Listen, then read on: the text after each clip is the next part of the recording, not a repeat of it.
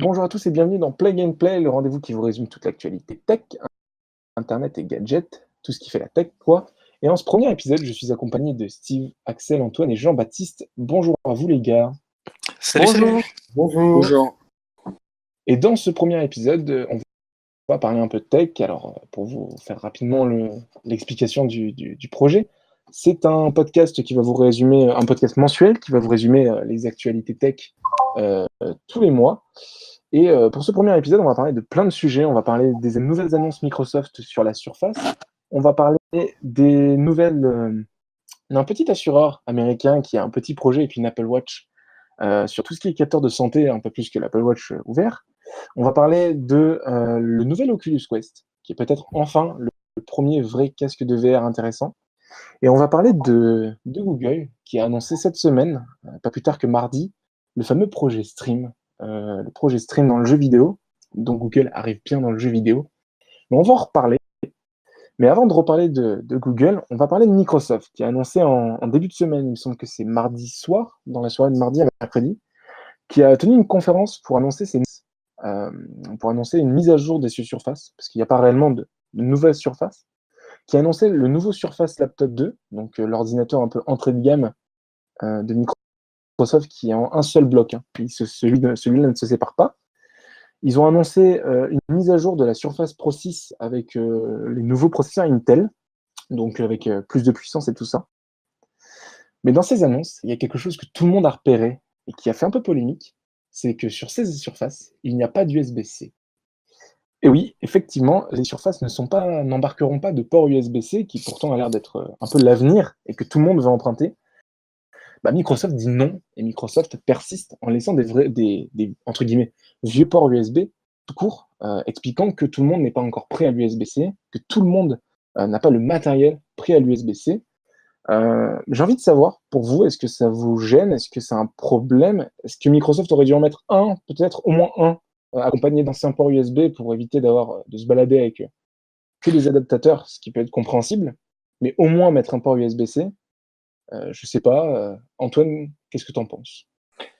Moi, j'en pense que en fait, ils font tout l'inverse d'Apple et comment dire, ils vont jamais éduquer les gens et ils vont jamais pousser la technologie loin. Et c'est dommage parce que en fait, s'ils éduquent jamais les gens à passer comment dire, avoir une rupture avec le matériel qu'on a déjà, bah en fait, ils feront jamais rien en fait. Ils avanceront jamais quoi. Ou ça va prendre 10 ans quoi à avancer. Donc c'est vraiment dommage qu'ils restent sur des acquis qu'ils savent faire et qu'ils se bloquent, ils se limitent avec de l'USB classique. Parce qu'avec de l'USB classique, on fait pas grand-chose aujourd'hui.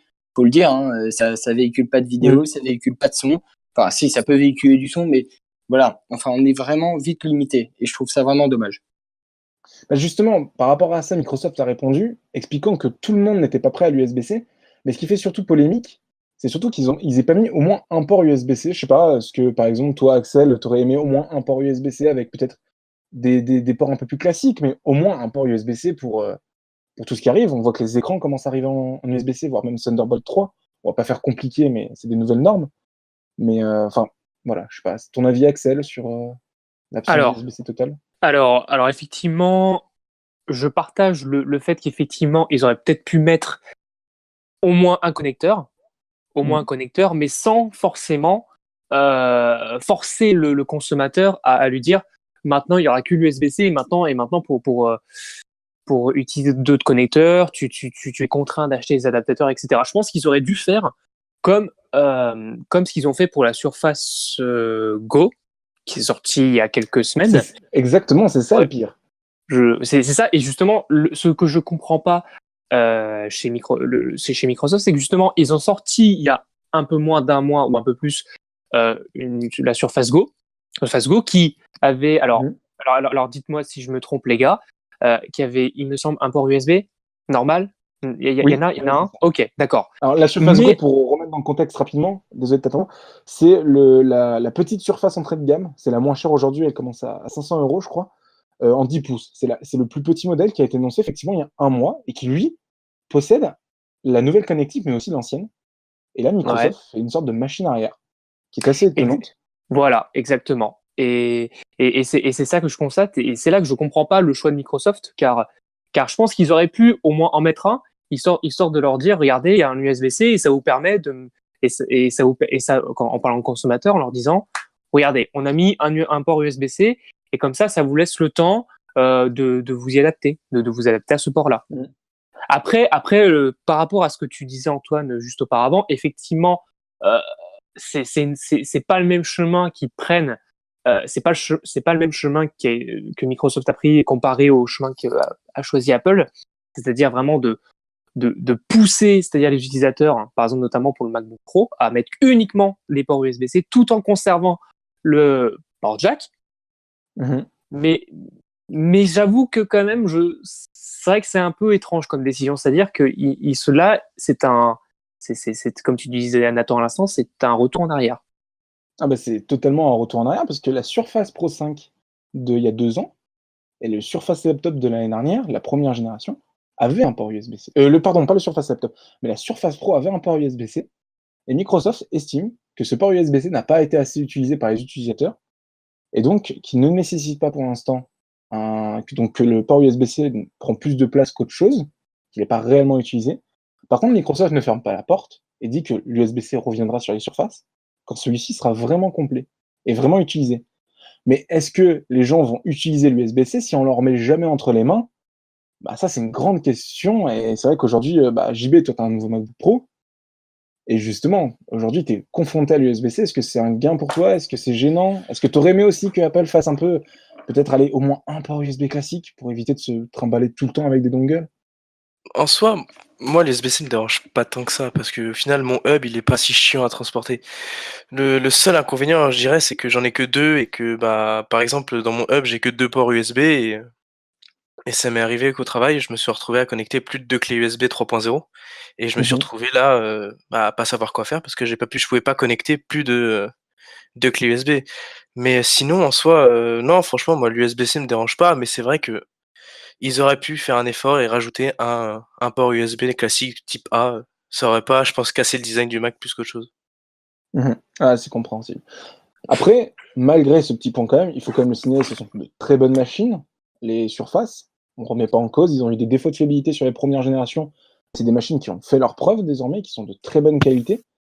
Là, c'est vraiment un détail, hein, ce port USB-C qui manque. Mais c'est vrai que sur une machine à 1 200 €, quand on commence à voir arriver tous ces ports USB, tous ces écrans USB-C, les clés USB, USB-C, les nouveaux disques durs de Western Digital sont désormais vendus en USB-C.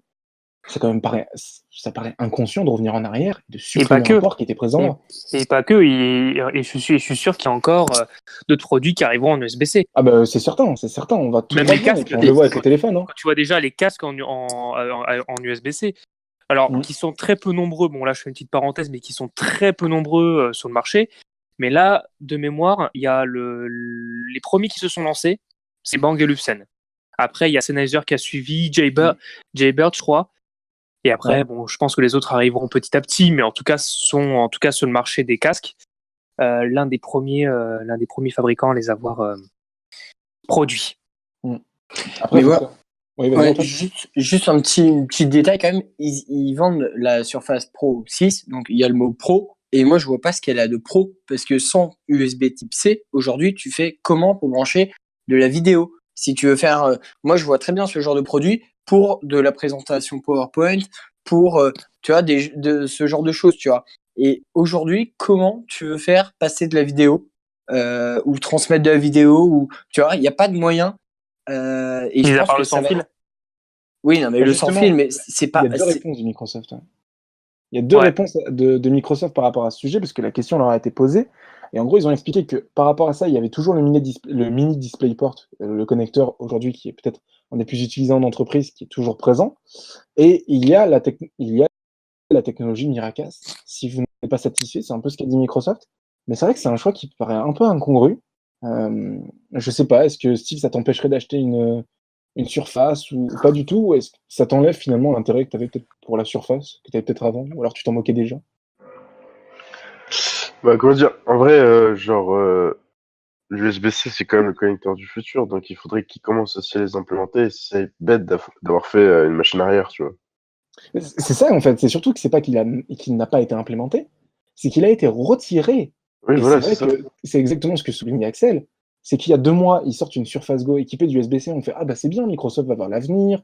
Ils proposent une tablette abordable qui a de la connectique ancienne, mais qui a aussi la nouvelle génération. Mais en même temps, sur le modèle professionnel vendu à 1200 euros, qui mine de rien est quand même une sacrée somme dans un ordinateur, alors même si après il y a d'autres spécifications qui font qu'elle vaut ce prix, bah ça fait quand même bizarre de voir ce retour en arrière. Enfin, bon, voilà. Non, mais Euh, ça, je suis tout à fait d'accord. Et puis, après C'est aussi, le très truc, c'est paradoxal. l'USB-C Mhm. maintenant, ça te fait que un seul câble. Et tu oui, sais très bien que moi, on va dire, pour l'instant, moi, j'aimerais bien passer dans tout l'USB-C, tu vois. totalement. Et puis, c'est ça qui va dire, qui est quand même assez réticent, tu vois, de plus avoir d'USB-C. Et puis, par exemple, si euh, une personne a commencé, on va dire, à se diriger vers le total USB-C, et puis qui se trouve, par exemple, à acheter le truc, bah, ils peuvent plus, tu vois, ça pose problème, quoi. Ouais, c'est sûr, c'est sûr. C'est une connectique que tout le monde pousse en avant, mais que Microsoft décide un peu de revenir en arrière. Alors, ils ont annoncé les Surface Laptop et Surface Pro, je vous laisserai vous renseigner. Elles se mettent à jour niveau connectique et performance. Niveau pas, bah, non, pas niveau connectique, mais elles se sont mises à jour niveau performance, avec les nouveaux processeurs Intel qui offrent 30% de plus. Des nouveaux écrans un peu améliorés, la Surface Studio, l'ordinateur très haut de gamme pour dessinateurs à plus de 3000 euros de chez Surface, a été remis à jour lui aussi. Et lui, il a l'USB-C. Alors c'est encore plus incompréhensible, parce que lui conserve ses ports USB-C, il en gagne même un, pour dire. C'est quand même assez incroyable. Et après, ils ont annoncé donc le Surface Studio qui a été mis à jour aussi bien plus performant et les écrans améliorés. Enfin, on connaît bien le blabla habituel maintenant. Et puis, ils ont annoncé aussi la sortie de la mise à jour de Windows 10 18.09, donc la mise à jour d'octobre 2018. Alors là, il y a des nouveautés très très simples. Un peu plus de connexion avec votre téléphone si vous avez possédé un smartphone Android, vous pourrez recevoir vos messages, partager vos photos directement, un peu comme si vous aviez un téléphone Android et un ordinateur Android. C'est assez impressionnant ce qu'ils ont réussi à faire pour offrir une sorte d'écosystème, alors que c'est deux systèmes totalement différents. Un mode sombre, un historique de presse-papier et des captures un peu améliorées. Rien de nouveau sous le soleil, mais bon, c'est une mise à jour gratuite, il suffit je le signale quand même, nouvelle mise à jour. Mais c'est vrai qu'on sent que même, on est en 2018 et que les systèmes d'exploitation arrivent à une certaine maturité. Alors on le voit même avec iOS 12, même Apple a quand même fait de sacrés progrès sur les performances de ses OS. On arrive quand même à une certaine maturité de marché. Euh, C'est vrai. Même on le voit aussi même sur macOS totalement, hein, macOS Mojave, la dernière mise à jour qui est sortie. Voilà, il n'y a pas non plus de grandes nouveautés. On est arrivé à une certaine maturité. Ouais. Mais voilà, je Ouais, veux quand même signaler. On arrive aussi à une ouais. meilleure stabilité, quoi.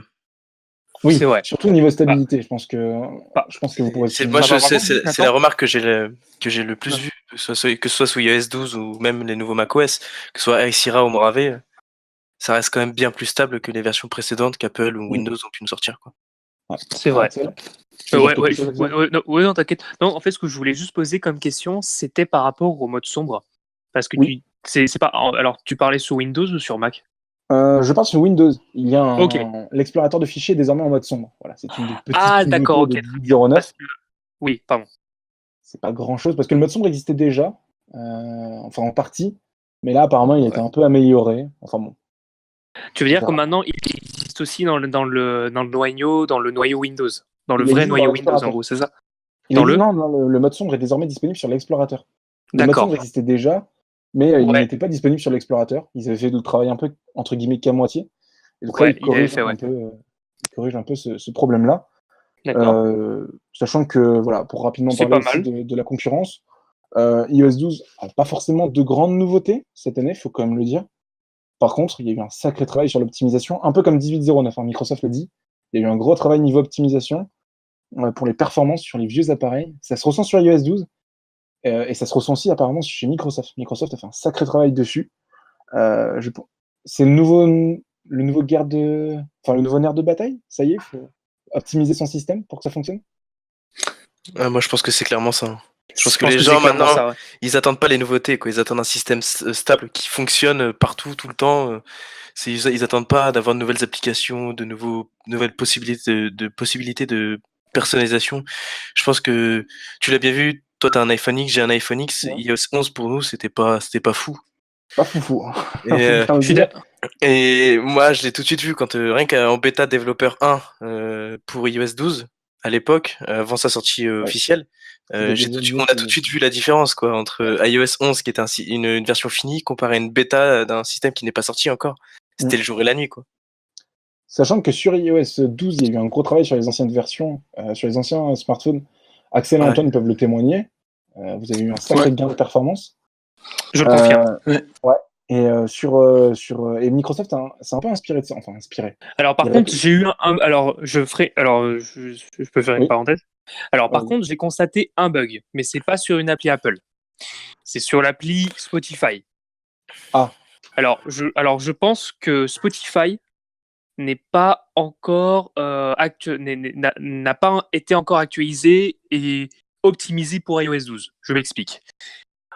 Je possède aujourd'hui l'abonnement Spotify Premium Mhm. en qualité audio exceptionnelle. Et quand il m'arrive Mhm. d'écouter des musiques, il arrive que parfois je sens des variations de qualité. C'est-à-dire que je peux passer d'une qualité exceptionnelle et hop, d'un coup ça chute. Et Mhm. ça, alors après, c'est vrai qu'il faut plus ou moins avoir l'oreille ou avoir les écouteurs pour sentir la différence. Mais étonnamment, je sens une variation de qualité. Et c'est vrai que quand on écoute une musique et que peu importe le genre, hein, et quand on sent qu'il y a une sorte de compression qui vient perturber l'écoute, c'est pas très confortable, quoi. Et donc, ce que Ouais. j'espère, c'est que ce que j'espère. Alors, quand je dis ce que j'espère, c'est soit, à mon avis, c'est peut-être un défaut qui vient d'iOS, ou alors ça vient de Spotify, qui est pas encore assez, qui a pas été actualisé à iOS 12 et Je pense que optimisé pour iOS 12. Spotify n'a pas été forcément actualisé iOS 12, puisque quand tu vas en Apple Store et que tu regardes les nouveaux iPhone 10 et 10 Max, dont on parlera pas aujourd'hui, mais Ouais. les nouveaux écrans sont pas adaptés. En tout cas, sur le 10S Max, c'est pas optimisé, donc je pense que ça va arriver.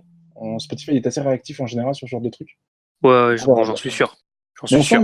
même du côté de chez Android, hein, je pense que Steve pourra confirmer, on sent quand même qu'il y a eu aussi une certaine maturité. Et cette année, chez Android, peu de nouveautés, mais on améliore le système, on l'optimise, on le rend plus pratique pour la vie de tous les jours avec des prédictions de calcul et tout ça. Et Microsoft va exactement dans la même direction, pardon, puisque la 1809 qui sort désormais maintenant, elle est optimisée pour les anciens disques durs. Alors c'est assez étonnant quand on sait que Windows 10 avait été pensé pour le SSD.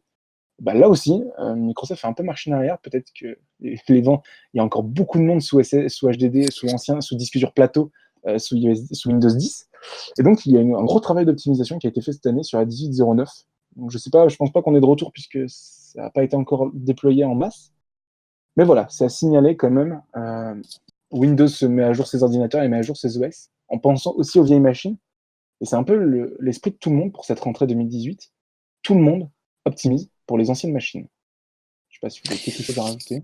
Moi, je pense, alors justement, je suis totalement d'accord avec toi et je pense que c'est une décision qu'ils sont obligés de prendre parce que aujourd'hui, quand tu regardes, euh, surtout au niveau des smartphones, on arrive on arrive dans une ère où pour l'instant, on ne connaîtra pas de révolution d'ici au moins alors, plusieurs années. Là, je pense qu'on est vraiment arrivé au summum pour l'instant. Ouais, je veux dire, pour l'instant, après, je sais pas pour vous, les gars, mais, et ça, c'est une question que je pose à tout le monde. Aujourd'hui, si vous voulez vraiment qu'il y ait un bouleversement, qu'est-ce que vous pensez qu'il peut y avoir? Moi, pour l'instant, personnellement, je vois pas de bouleversement technologique qu'il pourrait y avoir sur les smartphones. Bah, personnellement, bah, vas-y Antoine, vas-y. Vas-y. Non, moi en fait, je suis pas un gros smartphone user, quoi. J'utilise mon téléphone histoire de parler, enfin d'avoir des messages, Snap, enfin les réseaux sociaux en règle générale, mais je suis pas quelqu'un qui joue sur les téléphones ou qui fait un usage intensif. Donc pour moi, mon iPhone X, il me suffit amplement, quoi. Genre l'écran il est parfait, il est beau, le téléphone il rame pas une seule seconde. Et franchement, je demande pas plus, hein. Je demande pas un téléphone qui soit surpuissant, plus puissant que mon Mac ou quoi que ce soit. Donc pour moi, je suis d'accord avec toi, Axel. Il y a pas forcément besoin de plus grosses évolutions pour l'instant. Voilà. Ouais, je suis d'accord aussi.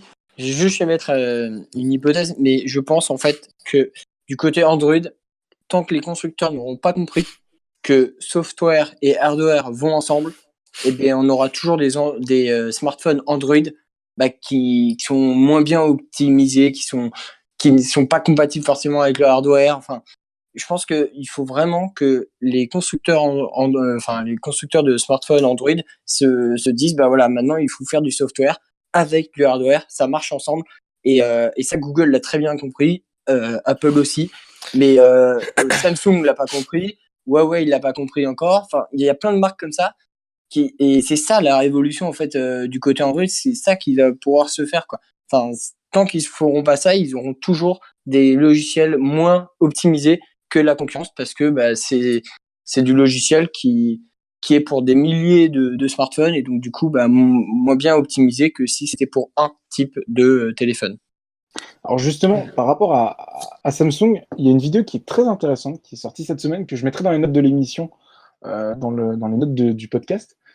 Une vidéo ultra intéressante que j'ai vue qui était de Samsung fait exprès de laisser tomber, et c'est pas les seuls, hein, Sony aussi, fait exprès de tuer leur smartphone avec de mauvaises ventes et de matériel très peu évolutif pour pivoter la stratégie de l'entreprise aujourd'hui plus sur des revenus smartphones, mais par exemple Sony sur les revenus des capteurs photo. On sait qu'aujourd'hui Sony fournit 70% des capteurs photo dans le monde du smartphone et ça génère aujourd'hui bien plus de revenus de fabriquer des composants que de fabriquer des smartphones tout court. Il y a très peu de marques aujourd'hui qui peuvent se vanter d'avoir des produits qui arrivent à se vendre par palette comme Apple et un peu comme Google, parce que Google, le Pixel 2 XC, c'est pas trop mal vendu. Mais en gros, c'était très intéressant. C'était en gros, Samsung fait exprès de lâcher le monde du smartphone pour tranquillement pivoter sur je fabrique le composant mémoire, je fabrique le composant. Et aujourd'hui, les ventes de composants rapportent bien plus à Samsung que la vente de smartphones. Et dans le plan de. Justement, cette vidéo sort parce que Samsung a annoncé son plan pour 2025, le plan stratégique de l'entreprise. À aucun moment dans ce plan, il est mentionné le smartphone.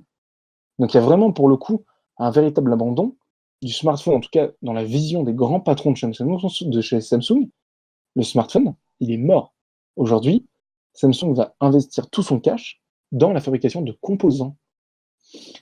Et justement, Ouais. Samsung ferait exprès de laisser Huawei prendre le dessus parce que Samsung va devenir le principal fournisseur de Huawei. Donc, c'était rapidement Apple. une aparté. Et Et Apple Apple aussi. aussi avec les écrans, même si aujourd'hui il y a un marché avec LG, on ne va pas revenir dans les détails. Mais il y a quelque chose de très intéressant qui se passe, c'est qu'aujourd'hui, des grandes entreprises commencent à dire je ne vais pas fabriquer le produit fini, mais je vais devenir l'intermédiaire. Et cette position d'intermédiaire, Sony la veut, Samsung la veut, et il y a plein de monde qui la veut. LG aussi la veut. Donc c'était vachement intéressant, c'était juste une aparté rapide, mais Non, effectivement, c'est intéressant. Ouais. je vous mettrai alors, vous les gars, je vais vous envoyer la vidéo juste après, mais je la mettrai dans les notes de l'émission si ça vous intéresse. Elle est en anglais et elle vous explique par graphique. Et justement, avec ce plan 2025, ça vous montre un petit peu la manière dont Samsung gagne tellement plus d'argent que par rapport à la vente de. Tellement plus d'argent en vendant des composants qu'en vendant des smartphones. D'ailleurs, sur le Note 9 rapporte moins à Samsung au total que de vendre un écran à Apple en OLED. C'est quand même assez révélateur. Enfin Ouais. bon, nouveau C'est- sujet parce que niveau optimisation, il n'y a pas que l'optimisation logicielle, il y a aussi l'optimisation financière. Et il y a un assureur américain du nom de John Hancock Financial, qui est un des plus gros assureurs américains, une des plus anciennes sociétés aussi d'assurance américaine, qui a lancé un nouveau programme pour ses assurés, un programme lié à l'assurance de vie. En gros, l'entreprise offre à ses clients des montres connectées, donc c'est des Apple Watch et des capteurs Fitbit, pour garder un œil sur leur santé. Et en fonction de si l'assureur fait plus ou moins de pas dans la journée ou dans le mois, son assurance augmente. Et j'avais envie de vous poser la question de est-ce que pour vous c'est un problème que des assureurs aujourd'hui aient une telle puissance? Et est-ce que vous seriez prêt aujourd'hui à dire ok, je porte une Apple Watch qui ne coûte que 25 $, hein, mine de rien, on vous la vend à 25 $. Si tu remplis tes objectifs physiques mensuels sur une période de 2 ans, soit tu payes la watch à la fin et tu as ta mensualité qui augmente parce que tu ne fais pas de sport, donc un risque d'accident vasculaire augmente, contre une personne qui ne payera pas sa watch, mais qui pour le coup, bah, si elle a une meilleure alimentation et surtout une meilleure santé physique, elle payera moins cher. Est-ce que c'est un truc qui vous gêne? Moi, personnellement, ça me perturbe de me dire que bah, mon assureur va augmenter au moins mon tarif par rapport à ce que je fais dans la vie. Et sachez qu'il y a aussi AXA qui a un projet, c'est de faire un partenariat avec Waze. Pour ceux qui utilisent Waze, si par exemple vous vous amusez à rouler vite sur Waze et à rouler fort, bah AXA vous facturera plus fort parce que plus vous roulez vite, plus vous avez de chances d'accident. Est-ce qu'aujourd'hui, John Hancock Financial, il faut savoir, hein, c'est que ce programme, il est officiel, il a été validé. AXA, c'est des expérimentations. En Europe, tout le monde le fait, mais c'est des expérimentations. Est-ce que ça vous gêne, vous, cette pratique comme ça? Je sais pas, Steve. Steve est pas là. Steve Axel. Ouais, Ah, ouais, ça. ouais, Bah, vas-y. Non, en mais vrai, bah, vas-y, je sais pas, parce que en vrai, c'est dérangeant, oui, parce que, on va dire, ils savent ce que tu fais partout, tu vois. Ce que tu fais, genre, où tu vas, tu vois. Donc, ils vont savoir où t'es vraiment, à quel moment. Ça pose Mhm. problème, tu vois. Mais après aussi, ça peut être bien pour, on va dire, pour les gens qui sont actifs dans la vie, tu vois. Par exemple, on va dire nous, si vraiment c'est juste, on va dire, c'est vraiment pour payer moins cher son assurance, ça peut apporter un intérêt, tu vois. Mais par exemple, si ça devient obligatoire, oui, ça pose problème. Alors, faut comprendre le programme, il s'appelle le programme Vitality, et en fait, par rapport à ta mensualité d'assurance vie, si tu bouges et que tu fais de l'activité physique, tu payes 15 dollars de moins. Par contre, si tu ne fais rien, tu payes 15 dollars de plus. Donc, c'est vraiment à double tranchant. Alors, évidemment, le discours, c'est bah, vous faites des pas, vous payez moins cher. Mais il y a aussi le discours inverse. C'est si tu ne fais rien, tu payes plus cher. Et je pense que c'est surtout sur ça qu'ils vont gagner de l'argent. Et puis, ça veut dire que moi, ce que je trouve, ça veut dire que tu n'as même plus le droit d'avoir une journée de repos où le dimanche, tu te poses chez toi et tu regardes la télé. Quoi. Ça va devenir limite interdit parce que tu auras quelque chose au poignet qui va te dire bah mec, bouge. Sinon, à la fin du mois, bah, tu vas payer un peu plus cher. Je sais pas, est-ce qu'Antoine, ça te gênerait, ça, ou une pratique qui te gêne? Moi, moi, ça me gênerait pas personnellement. Je peux comprendre que ça en gêne certains parce que ça, comment dire, bah, il y a les données personnelles qui transitent, tout ça. Mais comment dire, enfin, c'est le futur, je pense. Hein. C'est vraiment, on se dirige Ah oui, vers ça, quoi. aucun doute. Ah, ça, c'est sûr, je suis totalement d'accord. On va pas avoir le choix. Mm. Mais Et voilà. par contre, moi, là où je suis d'accord, c'est sur Waze, tu vois, avec AXA, pourquoi pas. Sur la santé, je suis un peu mitigé, j'ai un avis mitigé. Mais pourquoi pas pour Waze, tu vois, ceux qui roulent vite, c'est normal de se dire qu'ils vont payer plus cher, tu vois. Moi, je trouve que ça serait limite plus juste parce que bah voilà, enfin, il y a des législations partout et que ceux qui respectent pas, eh ben, ils payent plus cher. Ça, je peux comprendre. Ça, je suis totalement d'accord, je peux comprendre. Après, le truc, c'est que je me dis, le discours, il est un peu inverse. Ça veut dire qu'ils vont me dire, oui, les personnes qui n'ont pas forcément beaucoup d'argent, avec une Apple Watch, vont être capables de la porter au poignet, et bah, ils vont aller faire des pas pour payer moins cher. Mais j'ai envie de poser la question inverse. Est-ce que c'est pas finalement les gens riches qui vont en profiter parce que une personne riche, elle s'alimente bien, elle a le temps d'aller à la salle de sport, alors elle fait peut-être moins d'heures, peut-être même plus d'heures, enfin, dans la semaine, j'en sais Mm. rien. Alors que le pauvre, lui, peut-être que la personne qui a moins d'argent, elle n'a pas l'argent pour aller dans une salle de sport, elle rentre de chez soi, peut-être au travail, la première chose qu'elle va faire en rentrant du travail et de l'usine, enfin, ou du travail tout court, c'est peut-être pas aller marcher 20 minutes dehors, parce que voilà, il faut remplir les cercles pour payer moins cher. Est-ce que finalement, ce discours de oui, c'est pour que les gens qui aient des difficultés à payer une mensualité, ça passe mieux parce que c'est le discours officiel, est-ce que finalement, c'est pas un discours inverse et c'est pas la personne qui a déjà de l'argent qui va finalement peut-être même encore payer moins cher son assurance? Je sais pas, Axel. Mm. ouais, je suis là, les gars, je vous écoute. Ouais, non. Et donc, Ton avis là-dessus? alors, c'est vrai que comment dire, c'est vrai que c'est un petit peu délicat parce qu'effectivement, il y a des avantages comme des défauts. Et effectivement, je peux partager le point de vue d'Antoine sur le fait que ça pourrait, pourquoi pas, par exemple, dans le domaine de l'automobile, limiter le nombre d'accidents. Pourquoi Mhm. pas? Mais c'est vrai que d'un côté, par rapport à l'utilisation de montres connectées, qu'on serait, entre guillemets, contraint de garder en permanence sur notre poignet, ça créerait pour moi une dépendance à, à l'utilisation d'un objet et vis-à-vis d'une assurance. C'est-à-dire que si jamais tu fais pas ce qui est demandé, t'es pénalisé, quoi. Ouais, effectivement, parce que si tu oublies ta montre ou ton bracelet, bah, il se passe quoi? Tu payes plus cher parce que t'as pas fait tes pas ou... Enfin, je sais pas, est-ce qu'il y aurait une possibilité de justifier ça à l'assurant en disant bah écoutez, je l'ai oublié aujourd'hui, est-ce que tu as le droit à un nombre d'erreurs entre guillemets? Je sais pas. En tout cas, voilà, c'était un débat qui pour moi m'intéressait parce que la vie privée, c'est quelque chose dont j'ai beaucoup d'importance. Et là, je trouve qu'on arrive à. Pour l'instant, c'est qu'une option. Mais pour l'instant, on se rapproche quand même vachement des films de science-fiction. Ça fait un peu peur. Et Enfin pas bon. que, et ça commence déjà en Chine, hein. quand tu regardes. Hein. Ah oui, mais la Chine que- est vraiment dans un totalement autre. Ils ont, Eux, c'est ils ont vraiment, même, ils ont traverses même, le passage piéton en rouge, je sais pas. D'ailleurs, à ce propos, je sais pas si vous avez vu la vidéo de Julien Chiez, pour ceux qui connaissent. Oui, Alors, je sais pas si très vous bon l'avez youtubeur. vu. Ouais, très bon youtubeur, et je sais pas si vous l'avez vu. Il parlait justement d'un scénario qui serait le scénario de la série Black Mirror, d'un épisode qui Oui, parle de la notation par smartphone des personnes. Je sais pas si vous voyez de quel donc, épisode je parle. Eh bien, oui, je vois. il disait que cette année, au mois de mai, une décision a été prise en Chine et qu'à partir de cette année, justement, qu'il y aurait ce système-là, inspiré de cet épisode-là.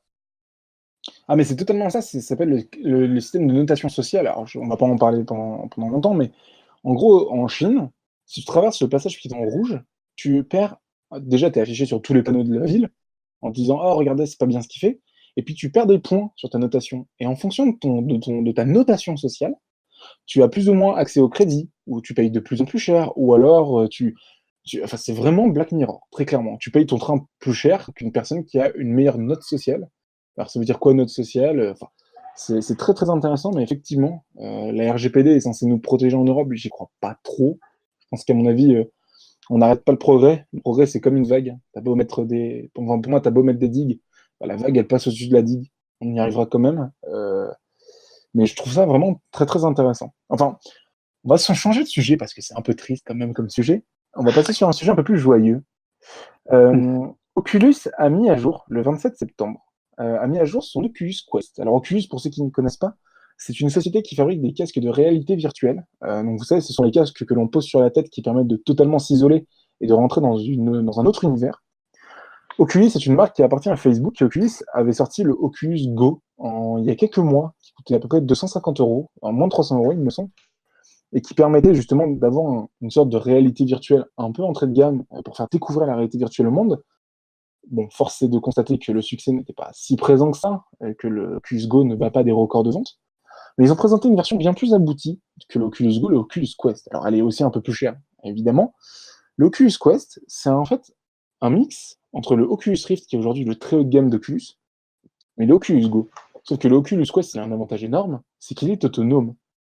Vous n'avez pas besoin de brancher d'ordinateur, vous posez le casque sur vos oreilles, vous prenez les deux manettes, et vous pouvez vous déplacer dans l'univers virtuel. Et c'est peut-être là le point le plus intéressant, c'est qu'on peut se déplacer dans l'univers virtuel, contrairement à l'Oculus Go, où on pouvait juste tourner la tête, mais on ne pouvait pas avancer dans une scène ou quelque chose comme ça. Donc ça cassait un peu le top du top de la réalité virtuelle, qui est pour moi certainement ce point-là, le fait de pouvoir se déplacer dans l'univers.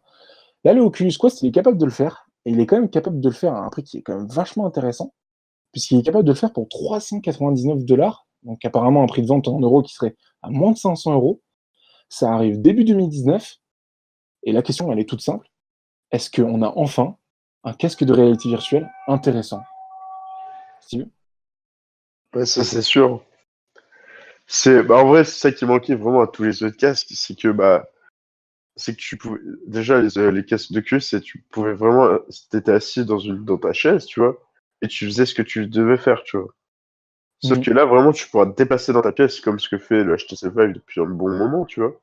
Ce que faisait le Oculus Rift aussi, mais c'est pas le même prix. Hein. Voilà, le Oculus Rift et le Voilà, HTC Vive, on c'est parle de vrai que c'est pas produits le à même plus de prix. 800 euros, sur Et lesquels il puis, faut les raccorder sur un ordinateur voilà. très Et puis puissant. là, si t'as plus du tout de fil, c'est vraiment Ah encore non, une là, il n'y a avancée. vraiment aucun fil.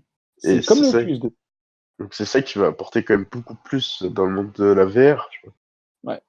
On voit que la VR, elle cartonne. Hein. Pour le coup, la VR, elle a un grand succès dans le monde de l'automobile et dans le monde de tout ce qui est C'est sûr. construction, dans les constructions navales et les Ouais. constructions Aéronautique. voilà, Dans le aéronautiques, bâtiment et tout exactement, ça.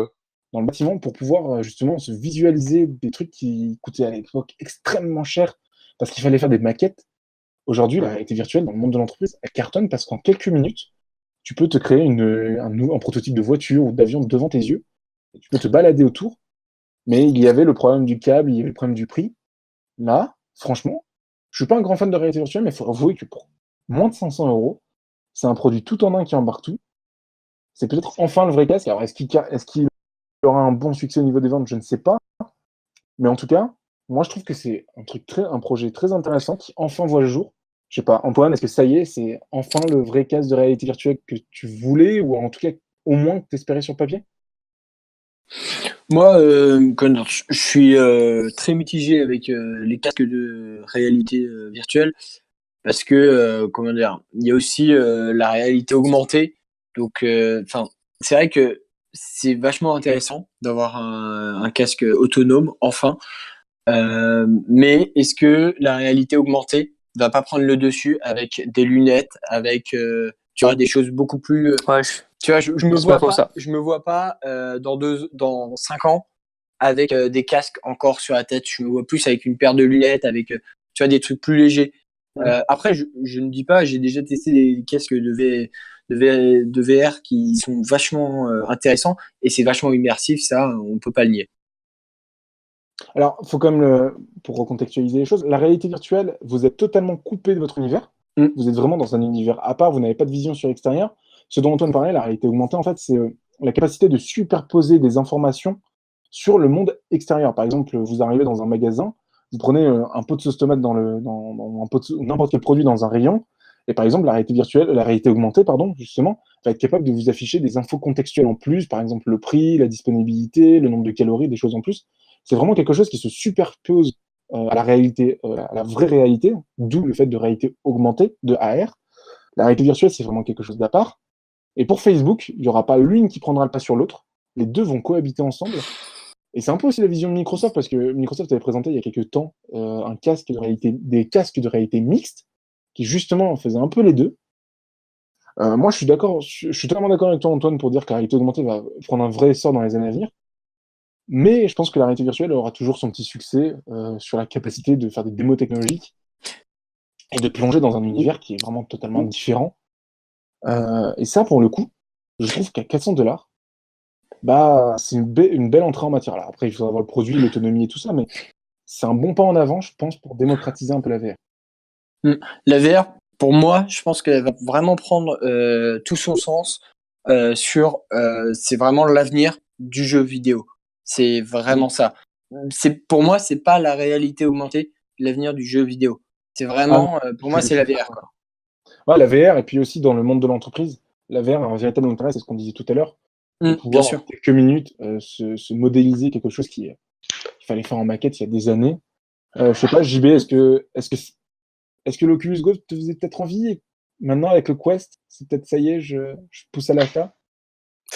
En vrai, je pense que tu le sais, moi, la 3D, la réalité Ah augmentée, oui, bien c'est sûr, vrai. la réalité virtuelle, je suis pas un grand fan, étant donné que je le supporte pas tellement.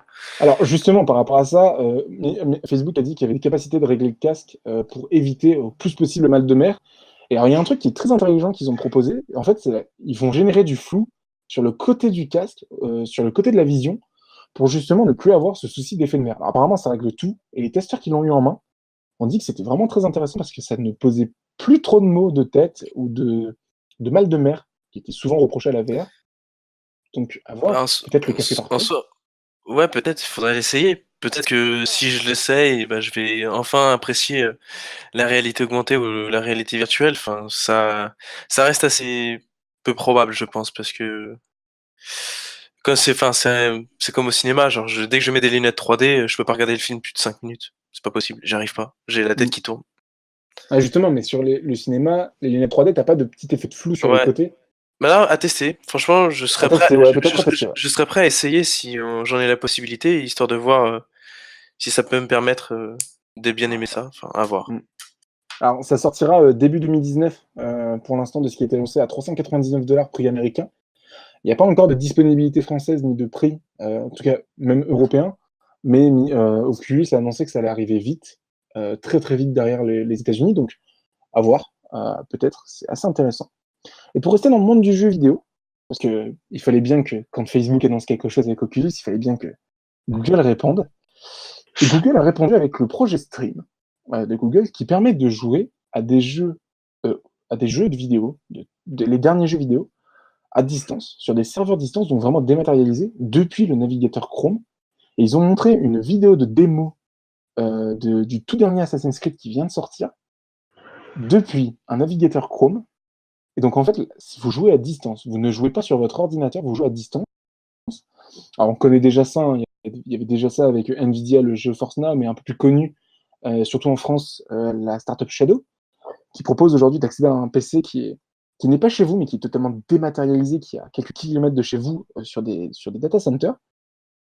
Et ben, Google rentre dedans. On savait qu'il y avait des rumeurs comme quoi Microsoft va aussi arriver dedans sur ses prochaines Xbox. Google y arrive dans le monde du jeu vidéo.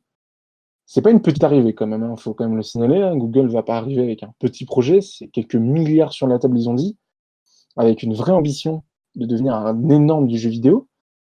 Et surtout, c'est disponible maintenant, en bêta test. Ça commence le 9 octobre, donc ça a commencé. Je sens. On est combien? On est 6, donc ça n'a pas commencé. Oulala, énorme erreur. Ça n'a pas commencé, mais ça arrive. Donc à partir du 9 octobre, alors par contre, il faut être américain sur le sol américain et avoir plus de 17 ans, mais ça c'est pour le jeu, et disposer d'une sacrée connexion Internet puisqu'il faut 25 mégabits constants. Donc c'est une limitation. Mais vous pourrez tester gratuitement en vous inscrivant sur le site de googleprojectstream.com. Vous pourrez aller tester sur un nombre limité de participants.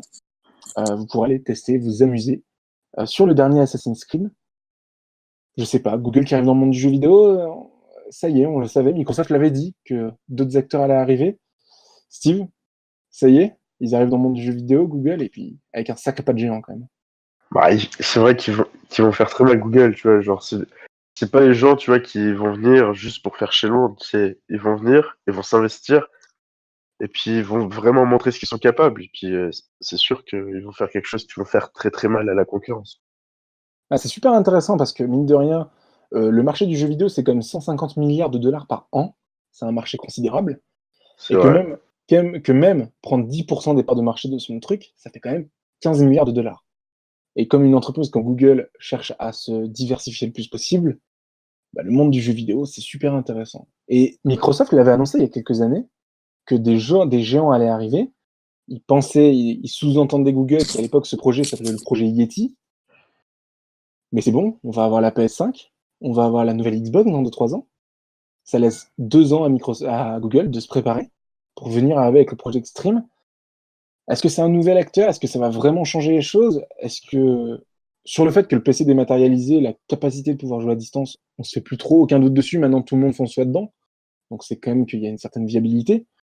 Alors oui, il faut 25 mégabits par seconde, il faut une sacrée connexion, mais je pense que ça sera fortement réduit dans les mois à venir. Je pense que Google va travailler pour optimiser le flux vidéo et tout ça.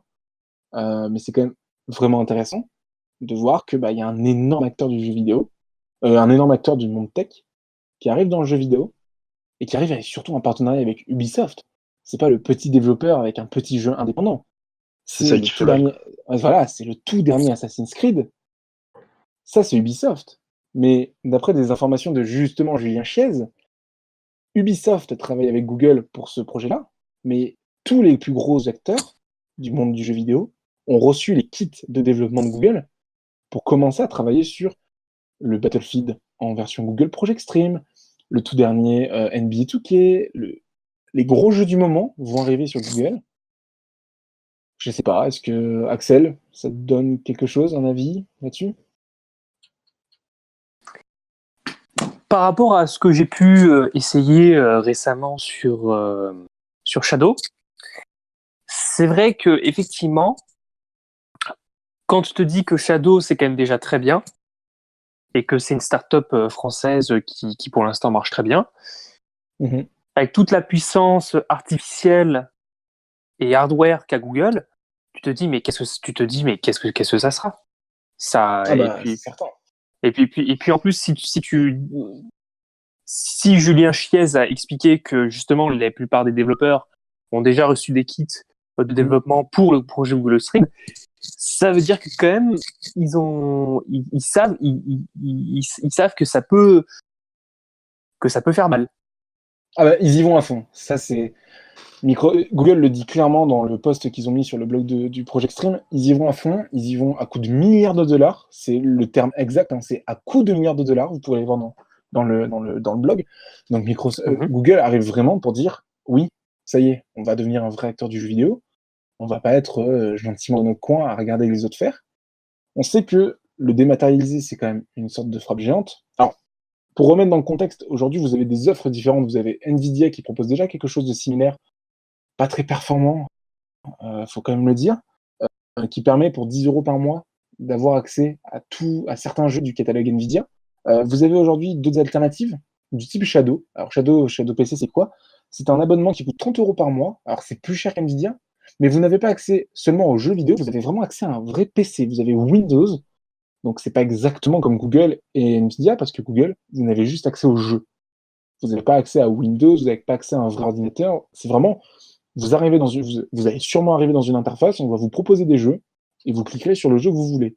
Mais vous ne pourrez pas installer des jeux externes. Si le jeu n'est pas disponible chez Google, bah, le jeu ne sera pas disponible chez Google.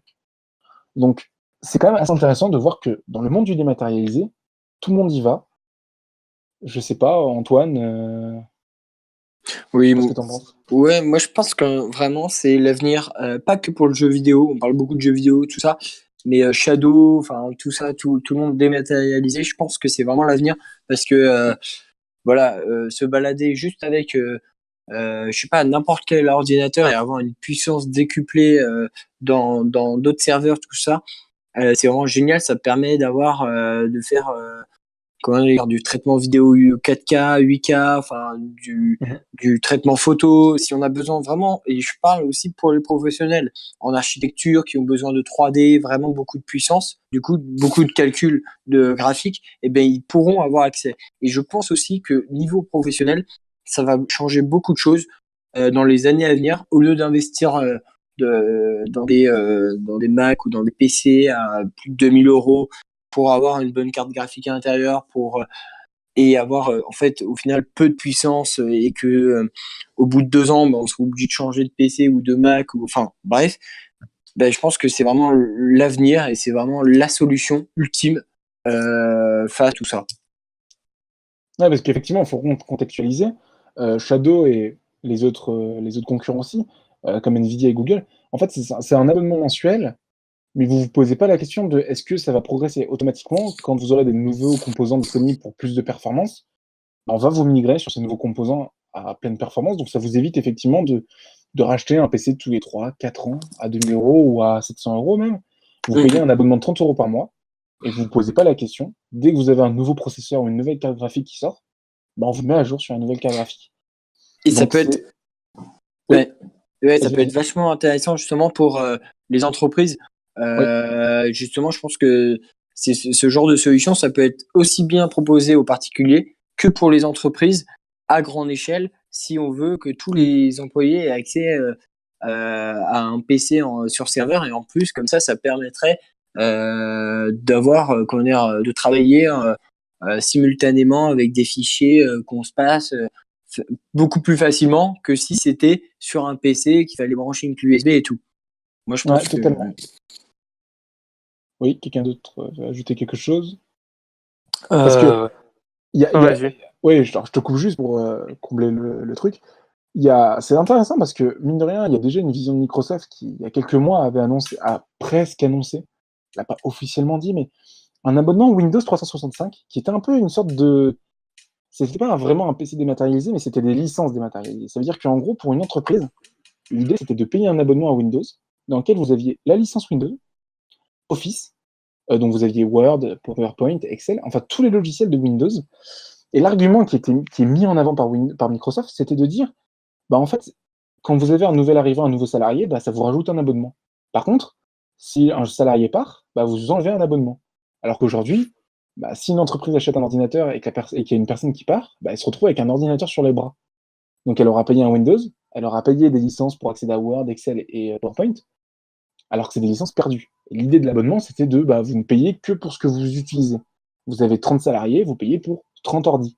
Vous ne payez pas pour 30 ordi, et puis si vous vous retrouvez à 25 parce que il y a des gens qui partent, bah, vous n'allez pas vous retrouver avec 5 licences sur le dos que vous n'allez pas pouvoir utiliser. Donc c'est pas réellement un PC dématérialisé, mais c'est un petit peu en mode on arrive vers le dématérialisé de plus en plus. Et on le sait, les nouvelles Xbox vont être annoncées dans 3 ans, 2 ans, je pense. On le sait, il y a une Xbox qui devrait arriver totalement dématérialisée, à l'image de ce que propose Google, Ou à Sony. l'image. Oui, Sony aussi. Alors Sony le fait déjà avec le PlayStation Now. Mais ça marche pas très bien, mais c'est pas réellement. Faut avoir la PS4 pour avoir accès à ce store, je crois, si je me trompe pas. Ouais, Axel. effectivement, ouais, c'est ça. C'est effectivement, oui, exact. Donc là, ça serait vraiment une totale console dématérialisée. Et puis on le voit, Microsoft commence à faire des pas dans le monde du jeu vidéo. Ils ont proposé le Xbox Game Pass. Le Game Pass, c'est quoi? C'est un Netflix du jeu vidéo. C'est vous payez C'est vrai. 10 € par mois et vous avez accès à tous les jeux du moment. Alors aujourd'hui, vous les téléchargez ces jeux chez vous, mais est-ce que dans un futur proche, vous n'allez pas dire bon bah je joue à distance sur des serveurs, quitte à un jour dire je n'utilise même plus la console, je joue directement sur une console à distance. C'est assez intéressant de voir que les gens commencent à être habitués au dématérialisé avec la musique est dématérialisée maintenant avec Spotify, la vidéo est dématérialisée avec Netflix. Donc c'est intéressant de voir que finalement, les gens commencent à prendre dans la tête Et- que et la pas que. propriété. Oui, pas que. Mais Il la y a aussi les propriété. box bientôt. Oui, les box opérateurs aussi. Orange Orange parle l'a justement annoncé. Orange l'a annoncé, des box totalement dématérialisées. Et les cartes SIM aussi. Hein. Il y a les cartes SIM avec les eSIM. Enfin, voilà, il y a vraiment un monde. Carte bancaire aussi. Hein. Les cartes bleues maintenant avec Apple Pay et tout ça, Google Pay. La carte Navigo bientôt aussi. Hein. La Ça carte... va arriver très C'est vrai vite. qu'il y a beaucoup d'exemples en fait. C'est assez intéressant de voir qu'il y a une vague vers la dématérialisation et aujourd'hui, les gens, ou à l'époque, il fallait la propriété de l'objet. Les gens voulaient à l'époque la propriété de l'objet. Il fallait avoir sa console avec ses jeux. Bah, les Oui, gens mais ne raisonnent plus comme ça. Les gens raisonnent sur j'ai une expérience. Je paye 30 € et j'ai une expérience et c'est le service que les gens payent, la propriété. moi, je pense aussi sur un point aussi qu'on n'en parle pas beaucoup, mais c'est vachement intéressant aussi pour l'écologie en fait. Parce que tous Oui, ces objets effectivement. dématérialisés, et ben, en fait, toutes ces cartes, euh, toutes ces batteries, tous ces composants électroniques, et ben, en fait, comment dire, il y aura beaucoup moins de production et donc du coup beaucoup moins de pollution. Et donc c'est aussi bon pour l'environnement que pour le consommateur. Enfin, en fait, tout le monde peut s'y retrouver facilement. Ouais, c'était un grand argument de Shadow, justement, c'était de dire, bah, quand vous utilisez votre PC, vous avez accès à votre PC, mais si vous l'utilisez plus, par exemple, le processeur, il n'est pas que à vous. Le processeur, si vous vous Mm. déconnectez de votre Shadow, et bah, par exemple, si JB veut se connecter, bah, JB il récupère mon processeur. Mais on ne le sait pas, nous.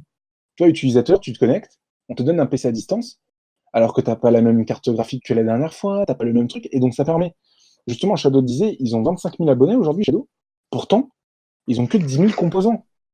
Ils ont que 10 000 composants. Donc, au lieu d'avoir 25 000 cartes graphiques chez 25 000 clients, tu as 10 000 cartes graphiques pour 25 000 clients. Et donc, effectivement, tu as un argument économique.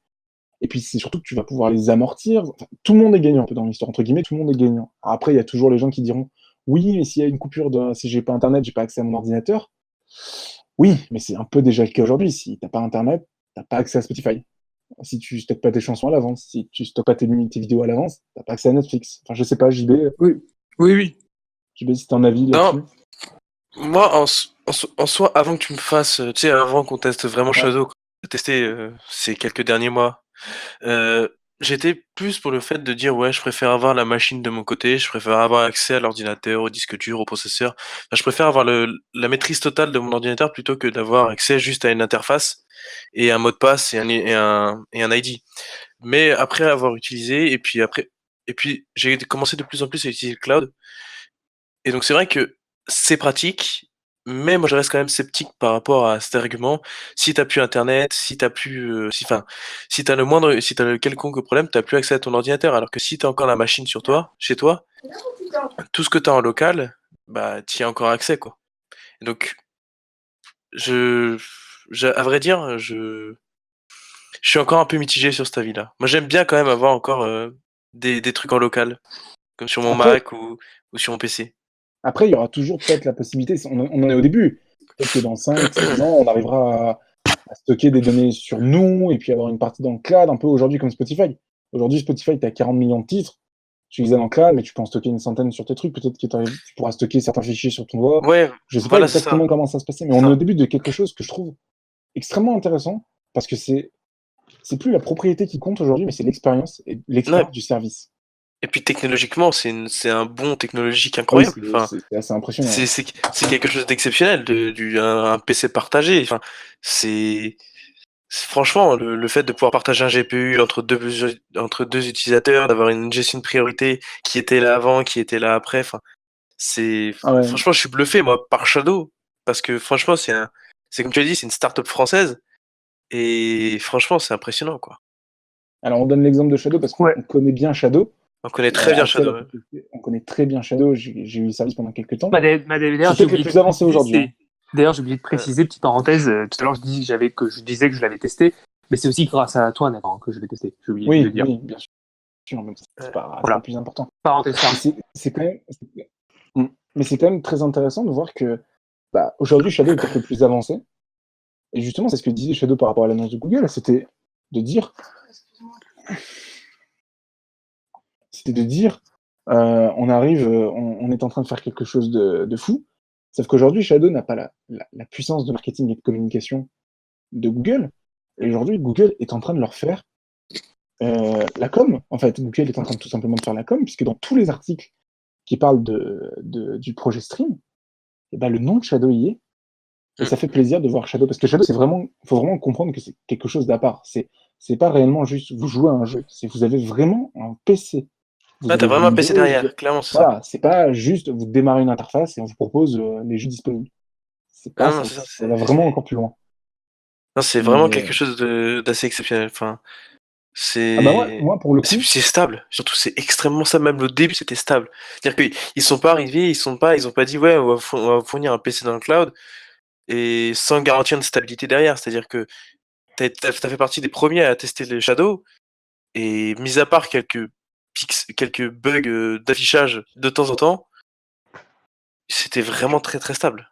qui ont été d'ailleurs extrêmement vite corrigés. Ouais, voilà. En plus, oui, c'est vrai qu'ils ont été corrigés à une Ils ont un vitesse. service après-vente, très Ils ont un réactif service d'ailleurs. après-vente absolument incroyable. Donc, Il faut, il faut. Si vous voulez tester Shadow, restez attentif parce que même si vous n'avez pas forcément la fibre, hein, c'est ça qui est assez fort avec Shadow, c'est que au Google, ils annoncent 25 mégas. Shadow, pour Mm. l'avoir testé, vous pouvez recevoir un flux en 1080p, donc en Full HD, pour 10 mégas. Donc, Ouais, donc ils ont une avance technologique. Mais est-ce qu'elle restera? Est-ce que Google rattrapera pas tout ça? On verra bien. on verra Mais bien. Mais je pense que s'ils continuent dans cette voie-là, je pense que Shadow a un avenir très prometteur. ouais. De Je pense toute que façon, Shadow, si un jour ils pourront rester vivants s'ils proposent quelque chose de mieux que les autres. Sinon, un concurrent, à mon avis, les rachètera pour gagner du temps sur le développement, parce que Shadow est vraiment assez impressionnant. Ils sont en train après, ce d'en qui faire serait bien, partie. c'est J'ai une question à vous. Ouais, je vous poserai une question. Ah, vas-y, finis.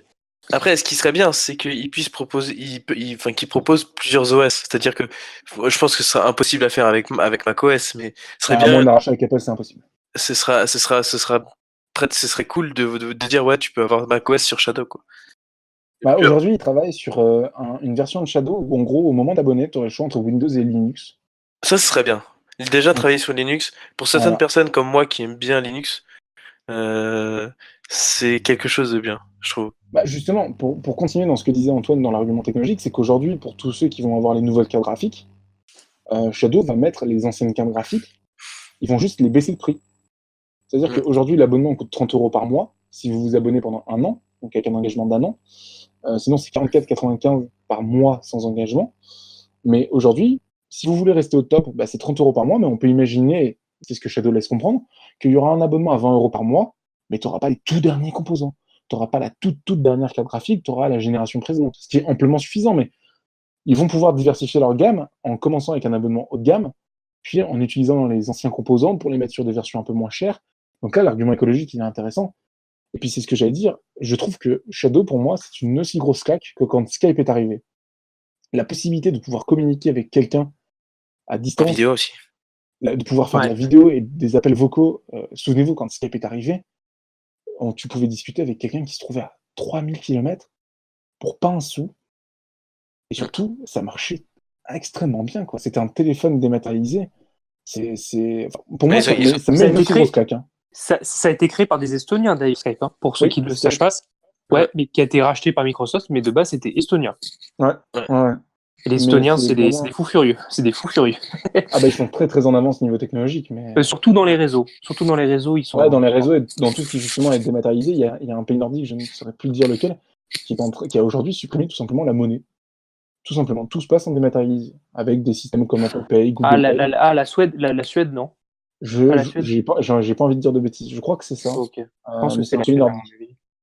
Ou Ouais, alors. Suède, Finlande, quelque chose comme ça. Mais les pays nordiques et baltiques sont très très en avance dessus. Par contre, je souhaiterais juste, justement, pour vous poser une question à ce propos. Est-ce que vous pensez qu'un jour, il pourrait exister Alors, aussi bien un ordinateur. Hein. Donc là, je vais poser la question en deux parties. Un pour l'ordinateur et un pour smartphone. Est-ce que vous pensez qu'un jour, il pourrait exister un ordinateur avec un superbe écran, une super carte réseau, des super haut-parleurs, et surtout une superbe batterie, mais que dedans, il n'y ait aucun composant pour que ça puisse communiquer avec Shadow? Je suis totalement persuadé qu'on y arrive. Et il y avait un projet d'une startup française qui s'appelait Mirabook, qui justement était cette idée-là, c'était d'avoir un truc où en gros tu viens brancher ton smartphone, parce qu'aujourd'hui les smartphones deviennent de plus en plus puissants, tu viens brancher ton smartphone à ça, et ton smartphone en fait, alors ça marche qu'avec Android, mais en gros tu arrives à alimenter en puissance un ordinateur. Alors c'était sous Android, ça faisait tourner Android en version fenêtre et tout ça, c'était les débuts de quelque chose, mais je pense qu'on y arrive effectivement sur cette idée-là de l'ordinateur avec une énorme autonomie, où en fait finalement tout ce qui est puissance sera dématérialisé. Voilà. En fait, Non, vas-y, moi, ce qui me dérange le plus dans ça, c'est qu'en fait, je suis pas extrêmement fan de, comment dire, d'avoir un seul truc, enfin par exemple, d'avoir qu'un seul appareil qui va me permettre d'accéder à tout. J'aime bien le fait de me dire que j'ai plusieurs appareils qui font différentes tâches. Mon téléphone qui me sert à faire ce que fait un téléphone, et mon ordinateur qui me permet de travailler. En fait, je me verrais mal de me dire, ouais, je vais mettre mon téléphone et c'est lui qui va me permettre de travailler. J'aime bien départager les trucs. J'aime bien, genre, me dire, mon ordinateur, c'est mon ordinateur. Ah, mais ça n'a rien à voir. Ça n'a rien à voir. Mais par contre, non, vas-y, Non, vas-y. Ok. Et justement, la question que justement j'allais vous poser en deuxième partie, c'était est-ce que vous pensez, parce que Nathan, tu as parlé justement de cette start-up française, est-ce que vous pensez qu'il existera un jour la même chose sur smartphone? C'est-à-dire que vous ayez un smartphone, quelle que soit la marque, même Apple, hein, soyons fous, qu'un iPhone ait une puissance dématérialisée. Moi, je vais tout simplement répondre non, parce que pour moi, c'est avec le smartphone que tu accéderas à ton truc dans le cloud. Après, je connais Antoine. Ouais, moi je rejoins carrément Nathan, à ton avis. C'est exactement ça. En fait, tu accéderas depuis ton iPhone ou depuis ton smartphone Android au cloud. Et c'est ça, en fait, l'avenir. Parce que je pense que le smartphone dématérialisé, ça ne servira strictement à rien. Aujourd'hui, on sait faire. On a des processeurs qui montent jusqu'à 8 cœurs. On a de la RAM comme on veut. Enfin, vraiment, on sait faire. C'est pas le problème. Et je pense que ça servira à rien parce que tu y accèdes comment à ton téléphone? Avec un autre appareil? Non, pour moi, non, c'est pas cohérent. Mais par contre, ou alors dans certaines tâches, pourquoi pas? Par exemple, pour des tâches très lourdes, est-ce que vous pensez que ça pourrait pas faire appel à des puissances de calcul supérieures? Mais ça servira à rien. Depuis ton téléphone? Oui, moi, je le vois bien, tu y accèdes depuis ton téléphone. Aujourd'hui, tu peux accéder à Shadow depuis ton portable. Donc, j'imagine bien, ouais, tu es sur ton téléphone, tu as besoin de faire quelque chose de très lourd, tu vas sur ton téléphone et à travers l'application Shadow, tu vas le faire. Et sur un téléphone, on va pas se mentir, aujourd'hui, il peut tout faire. Enfin, on prend un iPhone X ou peu importe. Enfin, mais aujourd'hui, quel que soit le smartphone haut de gamme, on va dire, il est capable de te faire tourner n'importe quoi. Tu peux faire du montage vidéo, vu la puissance qu'il y a à l'intérieur. Avoir des 8 cœurs dans un téléphone qui tient dans la main, quoi. Enfin, c'est énorme, quoi. Enfin, c'est limite presque plus puissant qu'un ordinateur que tu paieras à côté, quoi. Enfin, tu vois. Effectivement. Un avis? Après, je pense que pour le téléphone, ça va pas se passer. C'est vraiment compliqué. C'est autre chose, tu vois. C'est différent d'un PC. Oui. Tu vois, comme tu l'as dit tout à l'heure, genre, sur certaines tâches, tu pourras, mais quand même, un téléphone reste un téléphone. Par exemple, on va dire, si tu es par exemple, dans un endroit où tu n'as pas d'internet, comment tu fais pour accéder à ton téléphone? Là, ça va poser des problèmes, tu vois. Ouais. Je suis d'accord avec ça. Il faut que tu aies au moins un objet sur lequel tu puisses reposer. Et je pense que ça deviendra un smartphone. Peut-être un jour la watch, peut-être. Mais au moins, il faudra un objet sur lequel tu puisses reposer, sur lequel, après, à travers, tu accéderas à autre chose. Ouais, je vois pas dire on a tout dématérialisé. La watch, elle est trop petite pour moi. Il faut au moins. Oui, non, mais c'était un exemple. Oui. Oui, c'est. Mais bon. Mais voilà, c'était vraiment l'idée de dire il faut quelque chose de physique qui permette de. En fait, tu auras toujours quelque chose de physique. C'est ce que disait. C'est ce que je vais te dire, c'est à JB. Tu auras toujours quelque chose de physique, mais tu pourras démultiplier ses performances et ses utilisations à travers l'usage du cloud. Je pense pas qu'on te supprime du jour au lendemain ton Mac. Tu pourras toujours, à mon avis, utiliser macOS tranquillement sur ton ordi, Par exemple, imagine le MacBook ou des ordinateurs à 300-400 euros sur lesquels tu puisses faire de la bureautique, aller rapidement sur Internet, et si tu as besoin de démultiplier tes usages, tu utiliseras des solutions comme Shadow. Moi, je vois bien ça, quelque chose comme ça. Moi aussi. Ouais, moi aussi. oui, je comprends. Ouais. Après, c'est Ouais, la- c'est- De non, plus avoir de comme- gros PC avec de grosses cartes graphiques, quoi. Tu utilises juste Ouais, un voilà. PC qui te permet d'avoir une base et après tu te rediriges vers un Shadow Ah ou un bah, autre truc dans le genre. nous Ou avons, alors, nous Exactement. avons ou testé alors, ces Shadow dans toutes les conditions. Hein. De ouf. ou alors que comme disait Nathan tout à l'heure, par rapport à la startup, dont tu parlais tout à l'heure, que éventuellement un smartphone puisse être utilisé comme par exemple le Samsung Dex. Ou je sais pas si vous Oui, voyez bah, c'était ça. Oui, c'était totalement ça. Alors, Samsung Non, Dex, mais il y a bon, plein d'autres constructeurs aussi qui font. Samsung Alors, il y Dex, en avait- fait, c'est un... Microsoft le faisait, mais vu que maintenant Windows Phone n'existe plus. Aïe, aïe, aïe. Ouais. Mon petit... Ça fait 8 ans maintenant. Je crois que ça fait maintenant, ça fait quelques années que Windows est mort. Il n'y a pas longtemps, c'était l'anniversaire de la mort de Windows. Je crois que ça fait 4-5 ans. Windows Phone. Ouais. Et c'est très triste parce que moi, j'aimais beaucoup Ouais. Windows Phone. Ça rappelle. On va switcher... C'est un très bon OS, clairement. Il y j'aimais avait du beaucoup Windows potentiel. Phone. Il y avait J'aimais du beaucoup potentiel, Windows Phone. mais c'est vrai que malheureusement, les développeurs n'étaient pas Ils n'étaient pas à assurés. fond dessus. Ils Bah, étaient pas c'est- investis. Comme c'est- Snapchat. Ouais, mais c'est surtout que Microsoft n'a pas su convaincre les développeurs. Et après l'échec Windows Phone, ils n'ont pas appris de leurs échecs pour le Microsoft Store. C'est toujours le même problème pour le Microsoft Store. Il est Tu toujours parles si sur pourri. Windows 10? Non, Ouais, sous ouais. Windows 10, oui. Oui. C'est... Ouais. Ça leur a tué les téléphones, mais ils n'auront pas appris de leurs échecs. Bon, on va passer sur un autre géant du web. On va passer sur Amazon. Amazon qui a annoncé On va passer rapidement sur cette news pour clôturer le premier épisode. Amazon qui a annoncé une mise à jour de ses Amazon Echo, vous savez, ces petites enceintes qui vous permettent d'accéder à Alexa, donc le nom de de l'intelligence artificielle d'Amazon. Des annonces en série, puisqu'ils ont annoncé le Echo Plus, une mise à jour du Echo Plus, le Echo Sub, le Echo Smart Plug, et alors ils sont même allés plus loin. Ils ont annoncé des prises connectées, donc ça c'est la Smart Plug, mais ils ont annoncé un micro-ondes connecté. Non, c'était pas une blague, ils ont annoncé un micro-ondes qui fonctionne sous Alexa, à entrée de gamme, hein, le micro-ondes coûte 60 euros. Amazon. Amazon annonce tout. Ils sont en train de faire une armée de petits produits Alexa qui pourront se mettre dans votre écosystème. Et alors, l'exemple qui était donné avec le micro-ondes était plutôt intelligent.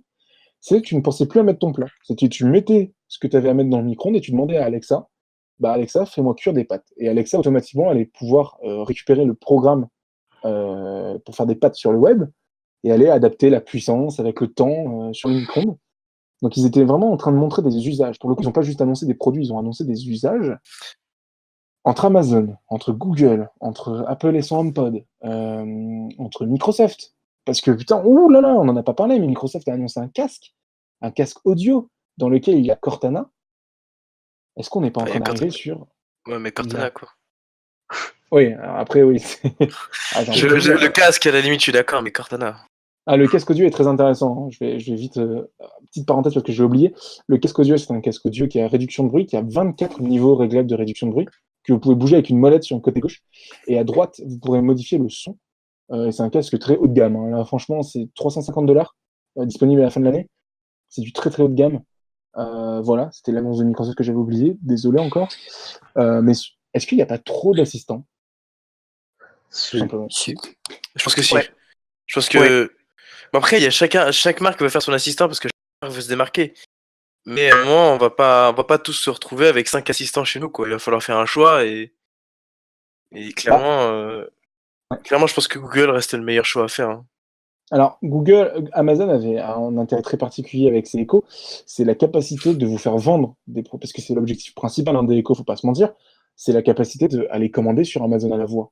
C'était de dire, écoute, Echo, c'était Alexa, achète des couches, et Alexa va racheter des couches pour votre enfant directement sur le site d'Amazon.com. C'est la grosse force du Echo. Alors, force est de constater que seulement 1% des utilisateurs ont déjà acheté via le Echo. Donc finalement, c'est pas du tout l'usage qui était prévu de base, mais ils sont en train d'annoncer le Echo Sub, c'est un subwoofer, c'est un haut-parleur pour téléviseur. Le Echo Smart Plug, c'est une prise électrique à 30 €, qui, à peine sorti, Ikea a annoncé qu'ils faisaient la même chose pour 8 €. Autant vous dire, c'est assez intéressant ce qui se battent. Le Echo Plus, c'est l'enceinte un peu plus haut de gamme.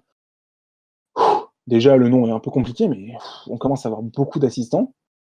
On voit que Microsoft et Amazon ont un peu bossé ensemble pour fusionner Cortana et Alexa, c'est-à-dire qu'à travers Cortana, tu peux appeler Alexa, et à travers Alexa, tu peux appeler Cortana. Donc ça pourrait être un petit peu une solution qui règle tous les problèmes, mais c'est évident que tout le monde va vouloir son propre Echo. Qu'est-ce que vous en pensez de tous ces produits Alexa qui sortent? Est-ce que c'est intéressant, le micro connecté? Est-ce que Micro connecté, ça va se faire un peu comme le frigo connecté dans Silicon Valley, quoi. Tu vas te le faire pirater et ça va aller très vite, quoi. Mais C'est pas faux. c'est une bonne innovation, mais bon, des pâtes dans un micro-ondes. Enfin, d'accord, tu peux te dire un usage, mais bon, j'ai du mal à voir comment tu peux faire cuire des pâtes dans un micro-ondes, quoi. Non, mais l'exemple des pâtes, c'était Ouais, non. n'importe quoi. Mais tu Ouais, peux je dire, sais, oui, mais la même, chauffe-eau plat, et oui, le voilà, c'est micro-ondes va ça. être capable de s'adapter. C'était un usage que je trouvais pas bête, parce que c'est vrai Non, que c'est pas bête dans le fait de dire de s'adapter. C'est vrai que aller chercher la configuration de ton micro-ondes, c'est pas ce que tu fais tous les jours, quoi. Ton micro-ondes, tu veux qu'il oui, fonctionne. Mais c'est vrai que le fait de pouvoir le contrôler à la voix, c'est pas con. bah, c'est surtout que d'habitude, on est habitué à Amazon qui nous balance, tenez, voici nos nouveaux produits Echo, mais à quoi ils servent? Et ben, même Amazon n'était pas capable de te répondre Oui, c'est sur vrai. à quoi ça sert. Et aujourd'hui, ils ont réussi à trouver entre guillemets des usages. Alors, c'est pas les meilleurs usages du monde, hein, certes, mais les enceintes Google Home sont en train de faire une percée dans les domiciles, enfin les enceintes connectées tout court, sont en train d'arriver dans les foyers des gens. Bah, force est de constater que ça fonctionne bien. La conférence de Google est le mardi prochain. On sait déjà que Google va vendre ce qu'ils appellent un Smart TV Plug, un Smart TV Kit, pardon. Un kit où vous aurez un Google Home Mini et les nouvelles Chromecast qui vous permettront à la fois de commander votre télé qui n'est pas forcément connectée. Voilà. En tout cas, Oui, voilà, non, c'était c'est juste pour sûr. dire, il y a des Mais nouveaux accessoires Echo et ils mettent le paquet sur ce coup. Amazon y croit vraiment. De toute façon, Amazon a beaucoup d'argent pour croire dans beaucoup de choses. Euh, ça se casse beaucoup souvent la figure comme Google, mais ils investissent dans plein de trucs. Voilà. oui, ils ont raison, hein. C'est comme ça que ça marche, Bah, hein. c'est surtout les prix qui sont Si, intéressants. C'est surtout que. ouais, mais si t'investis pas, tu vas pas aller loin, hein. Oui. Certaines erreurs de certaines startups ou entreprises qui ont fait des bons produits à l'époque, c'est qu'ils ont pas cru en leur projet et qu'ils ont abandonné, quoi. Oui, non, mais Donc, c'est sûr qu'ils persistent là-dedans. faut Mais, persister, et puis un jour, peut-être que ça marchera, hein. mm, Enfin, ouais, personnellement, c'est ça. je me vois pas avec un assistant personnel. Mis à part un Google Home, je me vois pas avec un autre, perso. Bah, moi, le Google Home, pour l'avoir testé, en tout cas, c'était il y a quelques mois. Peut-être que je pense que ça a un peu changé. Ça évolue très vite. Il y a des mises à jour par le serveur, donc c'est même pas des mises à jour à faire en physique. C'est l'un des avantages de ce genre de truc. C'est que le Google Home, bah, tu fais joujou avec pendant quelques heures. 2-3 jours et après t'arrêtes. Voilà, pendant 2-3 jours, tu t'amuses avec, tu lui demandes la météo, tu lui demandes de te faire des blagues. Force est de constater qu'après, tu as tout le temps le réflexe de dire bon, bah, je vais chercher une info sur mon téléphone, alors que le Google Home pourrait très bien le faire. Hein. Ou alors Et qu'il c'est fasse, l'habitude d'apprendre aussi. ou alors, pardon, ou alors qu'il fasse comme Sonos, c'est-à-dire un choix assez ambitieux, c'est-à-dire de proposer sur leurs enceintes, leurs tout dernières, comme par exemple la Sonos Beam qui est sortie il y a quelques semaines, la Sonos One, Mhm. 2 assistants. Le fait de choisir son assistant, soit Amazon ou Google Assistant, qui Bah après, sortira. oui, je suis d'accord, mais ça règle pas le problème de est-ce que l'assistant tout court est utile, peu importe la marque. Aujourd'hui, Siri, alors je m'en sers un peu plus maintenant parce qu'il y a des nouvelles fonctionnalités dans iOS 12 qui sont très utiles, qui permettent de personnaliser Siri et qui pour le coup sont vraiment très utiles. Mais Non, bah Siri, je m'en sers il y pas, a, hein. il y a plein de trucs où, par exemple, pour demander l'heure à laquelle ouvre le coiffeur ou des choses comme ça, je pourrais le demander à Siri. Mais j'ai pas le réflexe. Je vais sur Internet et je tape le nom du coiffeur. Moi Donc non ça, plus, c'est hein. l'habitude d'apprendre. C'est ça. Non, C'est mais une il faut habitude reconnaître, mais d'apprendre. après, il faut reconnaître que ce soit Siri ou que ce soit d'autres, Siri, il a quand même du mal à comprendre ce que tu lui dis. Mm. T'auras beau dire quoi que ce soit, Siri, au niveau Ouais, de la mais compréhension, c'est pas le meilleur. Google n'est pas forcément non plus le meilleur dans les Non, usages. Hein. je dis pas ça. Je dis juste qu'en règle générale, nous, on a ce réflexe-là parce qu'on se dit, ouais, il va pas capter, tu vas répéter 2-3 fois, au final, t'auras perdu plus de temps à lui répéter qu'à aller chercher l'information toi-même. Ouais, non, mais Voilà, je suis C'est pas faux. totalement d'accord. c'est comme ça que je réfléchis. Moi, je me dis, C'est pas faux. mais bon. Mais après c'est un usage à prendre. Il y avait une étude de Google qui était très intéressante, et surtout sur les pubs. Regardez énormément les pubs des Google Home aujourd'hui. Vous remarquerez que c'est beaucoup les enfants qui sont dans les pubs, ou c'est les enfants qui interagissent avec les Google Home. C'est Parce ludique. que, parce que justement, nous, on a nos parents qui sont nés avec la génération clavier-souris. On va être totalement d'accord. Nous, on est passé à une génération tactile. Je le vois aujourd'hui avec ma petite sœur qui aujourd'hui n'a pas d'ordinateur, elle a un iPad pour travailler. Elle y arrive très bien, elle adore le tactile. Le clavier-souris, elle ne le connaît pas tant que ça.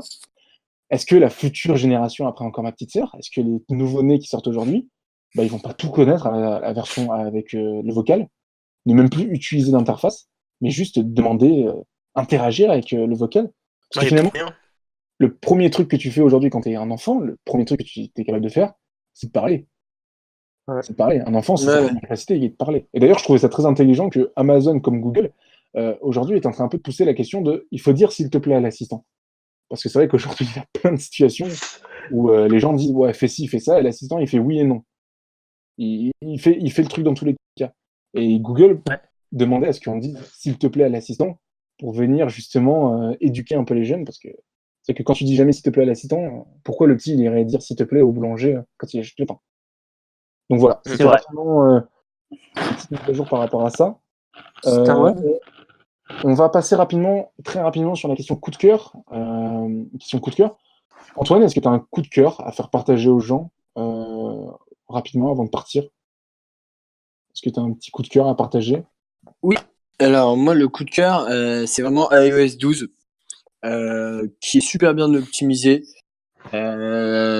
qui ajoute voilà, son petit lot de nouveautés, mais c'est pas tellement ça qui le définit le plus, c'est vraiment sur les anciens smartphones d'Apple, les anciens iPhones. Et ben, en fait, bah, c'est génial parce qu'en fait, on a l'impression de revivre, on a l'impression que le smartphone a repris de la puissance, alors que non, c'est juste du software. Et maintenant, je pense que, comme on disait au début, c'est vraiment du software qui va tout faire, qui va faire que l'expérience est bonne ou pas. On l'a vu avec iOS 11, ça a déçu pas mal d'utilisateurs. Ouais. Et ils se sont très très bien rattrapés avec iOS 12. Et on peut pas accuser Apple de obsolescence programmée, parce que franchement, c'est les seuls, et j'en connais pas un seul, qui met ses téléphones, ses smartphones à jour. L'iPhone 5S, il date de 2013. Trouvez-moi une marque de smartphone qui a mis un smartphone à jour en 2018, un téléphone qui date de 2013. Franchement, je Pas grand me monde, pas grand monde. voilà. Non, mais il faut le dire, hein, pas grand monde. Non, pas Après, il grand faut monde, c'est avouer que clair. les gens changent aussi vachement avant 2013 aussi. Oui, Enfin, les gens maintenant, mais- est-ce que justement, on va pas rentrer dans une époque où on va garder son smartphone beaucoup plus longtemps vu le peu de nouveautés qu'il y a maintenant? bah, oui, Justement, c'est ça. mais justement, d'où le fait que le téléphone aujourd'hui, le smartphone, coûte plus cher. Il y a 2-3 ans, un téléphone, ça pouvait coûter à peu près 450, 500 euros, 600, 700, voilà. Mais ça dépassait pas la barre des 1000 euros en règle générale. Mais là, on arrive dans une époque où la barre des 1000 euros peut être franchie. Pas pour tout le monde, mais ça peut être franchi. Mais ces téléphones-là, les gens, ce qu'ils oublient, et les consommateurs souvent, en fait, ils s'en tapent de. En fait, ils veulent juste payer moins cher, mais ils réfléchissent pas que derrière leur téléphone, il pourra durer plus longtemps avec les mises à jour, avec l'optimisation du software. Et bien voilà. Et en fait, peut-être que acheter un téléphone à plus de 1000 euros aujourd'hui, et ben tu vas peut-être le garder 5 ans. Et peut-être Ouais, qu'un mais téléphone que tu achètes 400 euros, et ben tu vas peut-être le garder que 2 ans. Tu vois.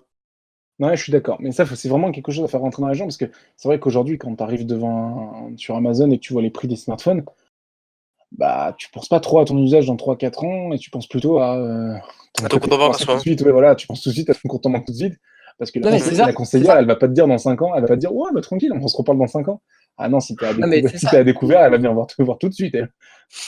Et Non, non, si je suis vous d'accord. faites, Je suis et d'accord. si vous faites des calculs, en fait, sur 5 ans, même un téléphone à plus de 1000 euros, et ben, ça revient pas si cher que ça par mois. Ouais, ouais, mais je Et, suis d'accord. Mais il faut faire le et donc, du calcul coup, et je je peux pense que comprendre bah, sur c'est à ça. peu près 25 euros par mois, je crois. C'est un peu plus que voilà, un abonnement premium Netflix ou je sais pas quoi. Mais voilà, vraiment, je pense que bientôt, en fait, l'avenir de tout ça, pour en finir avec ce que je veux dire, c'est que, en fait, je pense que Apple, Samsung, enfin, tous les constructeurs de smartphones vont mettre en place des abonnements où tu peux payer ton téléphone en plusieurs fois et sur le long terme, en fait. Et Ah bah ça, ça existe déjà aux Ça États-Unis. ça a commencé, ça a même en commencé, France, oui. hein. Ça a Même en commencé, mais France, je hein. pense que ça va se développer et comment dire ça. Tu vois, tu vas pouvoir le payer par mois. Aujourd'hui, c'est plus des comment dire de payer en 4 fois sans frais. Ah non, non, non, non. Il y a réellement un abonnement d'Apple qui Ah existe aux ouais. États-Unis et ça fait des années que ça fait plusieurs mois, même peut-être même des années que j'en parle à JB, de quand est-ce que cet abonnement à 50 euros Arrive en par mois France. et tu reçois tous les ans le nouvel iPhone débarque, c'est quand En ils veulent. France. Ben oui, Ouais. parce que Ouais, c'est en génial France. ça. C'est Alors, tu génial peux ça. l'étaler, alors c'est 50 euros par mois pendant 1 an ou 2 ans, je ne sais, 2 ans je crois, et au bout de 2 ans tu reçois de nouveau, mais quand est-ce qu'Apple ramène ça en France? Mais oui, Parce que c'est dire d'un l'avenir. côté, oui, mais dire d'un côté, on veut promouvoir l'écologie et vous devez pas changer votre téléphone. Bah ouais, mais les gens vont pas acheter 1200. Enfin, je comprends qu'il y a beaucoup de gens aujourd'hui que ça bloque, et même moi le premier. Mais je suis Mettre d'accord. 1200 € dans un smartphone, Oui, je suis d'accord. c'est Mais pour ça en que fait, un mais en truc fait, à 50 $ passerait mieux. oui. Oui, non, mais là, je suis entièrement d'accord avec ce que tu dis, Nathan. Mais en fait, tout se paye aujourd'hui. Je veux dire, la technologie, elle évolue. Tu ne fais pas la même chose qu'il y a 4 ans avec ton smartphone aujourd'hui. Ah, mais Ça a je remplacé suis tellement de totalement produits.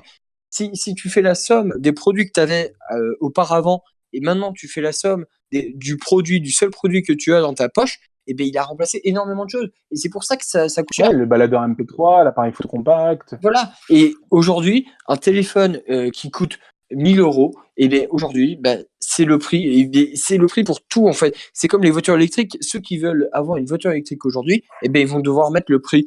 Et c'est comme ça partout en fait. Aujourd'hui, dès que tu veux Après, te munir d'écran 8K pour ta télé, après ben, tu vas ça devoir descendra, mettre le ça prix. descendra avec le temps. Hein. Ça descendra avec le temps. Non, non, non, Bah non. justement, j'ai pas l'impression. Hein. Non, mais non, parce que la technologie a un coût et l'innovation a un coût. Les gars qui ont travaillé sur Face ID, eh ben, ils ont travaillé pendant 4 ans sur le développement de Face ID et ils n'ont pas proposé de la merde. Et ces gens-là, il faut les payer. Et c'est comme ça que l'innovation, elle avance. Et c'est pour ça que ça coûte cher, tu vois. Ils se sont pas dit, on va faire un truc de merde, on va mettre une caméra frontale un peu correcte. Non, ils ont poussé le truc, ils ont miniaturisé le truc. Et c'est comme ça que tu as une expérience unique et parfaite, en fait. Et c'est pour ça que ça coûte cher. Non, mais ce que je veux dire par là, c'est que certes, c'est une innovation qui est certes récente, mais peut-être que, je sais pas, on trouvera autre chose. Peut-être que d'ici, je sais pas, 4-5 ans, mais non, mais imaginons, soyons fous, peut-être qu'un jour, il existera autre chose que Face ID, et Face ID comme Touch ID Ah bah oui, c'est sûr, c'est réduira le évident. prix. Mais c'est sûr. C'est ça que je veux Mais dire. c'est sûr. Mais C'est juste ça d'accord, que je veux mais, dire. Mais si tu veux oui, être au mais top, il va l'innovation, remettre le prix, c'est sûr. la dernière innovation, Bien que ce sûr. soit Face ID ou autre, mais elle coûtera aussi cher, en Ah oui, fait. mais on est Parce que totalement les gens d'accord, c'est bossent comme sur les dessus. ordinateurs. Donc voilà, c'est comme tout, en fait. Dès que tu veux avoir la dernière technologie, bah, ça coûte cher. Et c'est un fait, Ah, c'est comme ça. hein. Voilà, Mais c'est comme tout. Et faut arrêter de te dire que voilà, ça coûte cher. Bah oui, mais en fait, les choses changent. Euh, le monde avance et c'est pas en se plaignant de ça coûte cher. Oui, ça coûte cher. Bah écoute, si ça coûte trop cher pour toi, va ailleurs. Il y a plein d'autres solutions. Et, euh, et si ça répond pas à tes besoins, si t'en as pas l'utilité, bah l'achète pas. Et c'est pas on touche Ah, pas pour le à coup, acheter un iPhone à plus de 1 000 €, tu vois. mais tout le monde n'est pas la cible des Surtout iPhones à 1000 que, €. Mais Hein. bien sûr, surtout que un truc, c'est que justement, Apple, et pas que seulement depuis, pas seulement depuis aujourd'hui, mais depuis toujours, est vu comme une marque de luxe. C'est vrai, effectivement, mais quand tu regardes par rapport à il y a quelques années, ils ont quand même vachement décliné leurs produits quand même. Ça, on peut pas le Ils nier. essaient de faire un effort. Ouais. Ils essaient de faire un effort. On peut pas le nier Pour quand moi, même. pour moi, marque de luxe, oui et non, parce que technologiquement, si on prend l'ensemble du téléphone en lui-même, bah c'est hyper abouti, c'est à la pointe de la technologie, Oui, quoi. mais tu payes quand même la marque. C'est comme un peu chez Oui, mais Audi. bien sûr, je dis Et pas le la contraire, marque. mais en fait, on est à un niveau de pointe, on est à un niveau d'expérience. Moi, en fait, quand tu as un iPhone et quand tu as un Mac, quand tu es dans l'écosystème, tu parles plus de comment dire, d'un téléphone, tu parles d'une expérience comme avec Shadow, tu vois, tu parles vraiment d'une expérience parce que en fait, tu la vis cette expérience avec les AirPods. J'ai pas besoin de me dire, je vais aller dans les réglages du téléphone, connecter mes écouteurs. Non, je les enfile et je mets de la musique, quoi. Enfin, et ça joue, quoi. J'ai pas besoin de me dire, je vais démêler des câbles. Voilà, c'est une expérience unique et en fait, c'est à tester sur du long terme. Les gens qui critiquent en disant oui c'est cher, mais est-ce que tu as déjà testé, est-ce que tu as déjà goûté à cette expérience qui est, pour moi, unique parce que je ne connais pas un truc aussi complet et aussi fourni en termes de capacité, en termes de tout en fait. Ouais. Mhm. Enfin bon. Ouais. Ok. Merci Très Antoine. bien. Et puis, bah écoute, on se revoit la prochaine fois. Puisque tu dois y aller, je Ouais. crois. Ouais. Donc écoute, À merci très du bientôt. passage. Pas de C'était Vas-y, sympa. bonne soirée. Très C'est- sympa. Bonne bonne soirée. soirée. Bonne soirée, Ciao, Antoine. ciao. Merci encore. Merci. Axel, ton coup de cœur à toi de ce mois-ci. Alors, j'en cite un seul. Tu peux en citer deux. Alors, peut-être pas en citer 40 non plus, mais ouais, si t'as deux Non. coups de cœur, tu peux en citer deux. Alors, moi, j'en ai deux. Alors, premièrement, dans l'ordre chronologique, je dirais le Netgear Orbi. Ah, pas bête. J'y ai pas pensé. Ouais. Alors, Alors, je sais pourquoi tu dis ça. Mais, mais effectivement, et puis je le dirai après, mais le Netgear Orbi est pour moi quand même une franche réussite. Alors, faut dire, hein, le Netgear Orbi, désolé de te couper, c'est un routeur Wi-Fi en fait. Ça vous Bon, permet j'allais en parler, mais d'aller. vas-y, je t'en prie. Ça vous permet d'énormément améliorer votre Wi-Fi. Et justement, c'est ce que veut dire Axel, je pense. C'est un des Ouais, plus performants sur le marché aujourd'hui. Donc voilà, vas-y Axel. Alors, c'est exactement ça. Et en fait, pour expliquer le fonctionnement, alors ça marche par système de Wi-Fi maillé. C'est-à-dire que vous avez un routeur, un premier boîtier qui va faire qui va faire office de base, et dans lequel vous allez pouvoir ajouter petit à petit, à l'infini, ce qu'on appelle des satellites, qui sont des bornes Wi-Fi, et qui vont permettre de couvrir l'ensemble de votre appartement, de votre maison, tout ce que vous voulez, et de façon totalement infinie. C'est-à-dire que vous pouvez ajouter plein de satellites, et puis en même temps améliorer la couverture de votre Wi-Fi. Mhm. Et tout ceci par système de Wi-Fi maillé.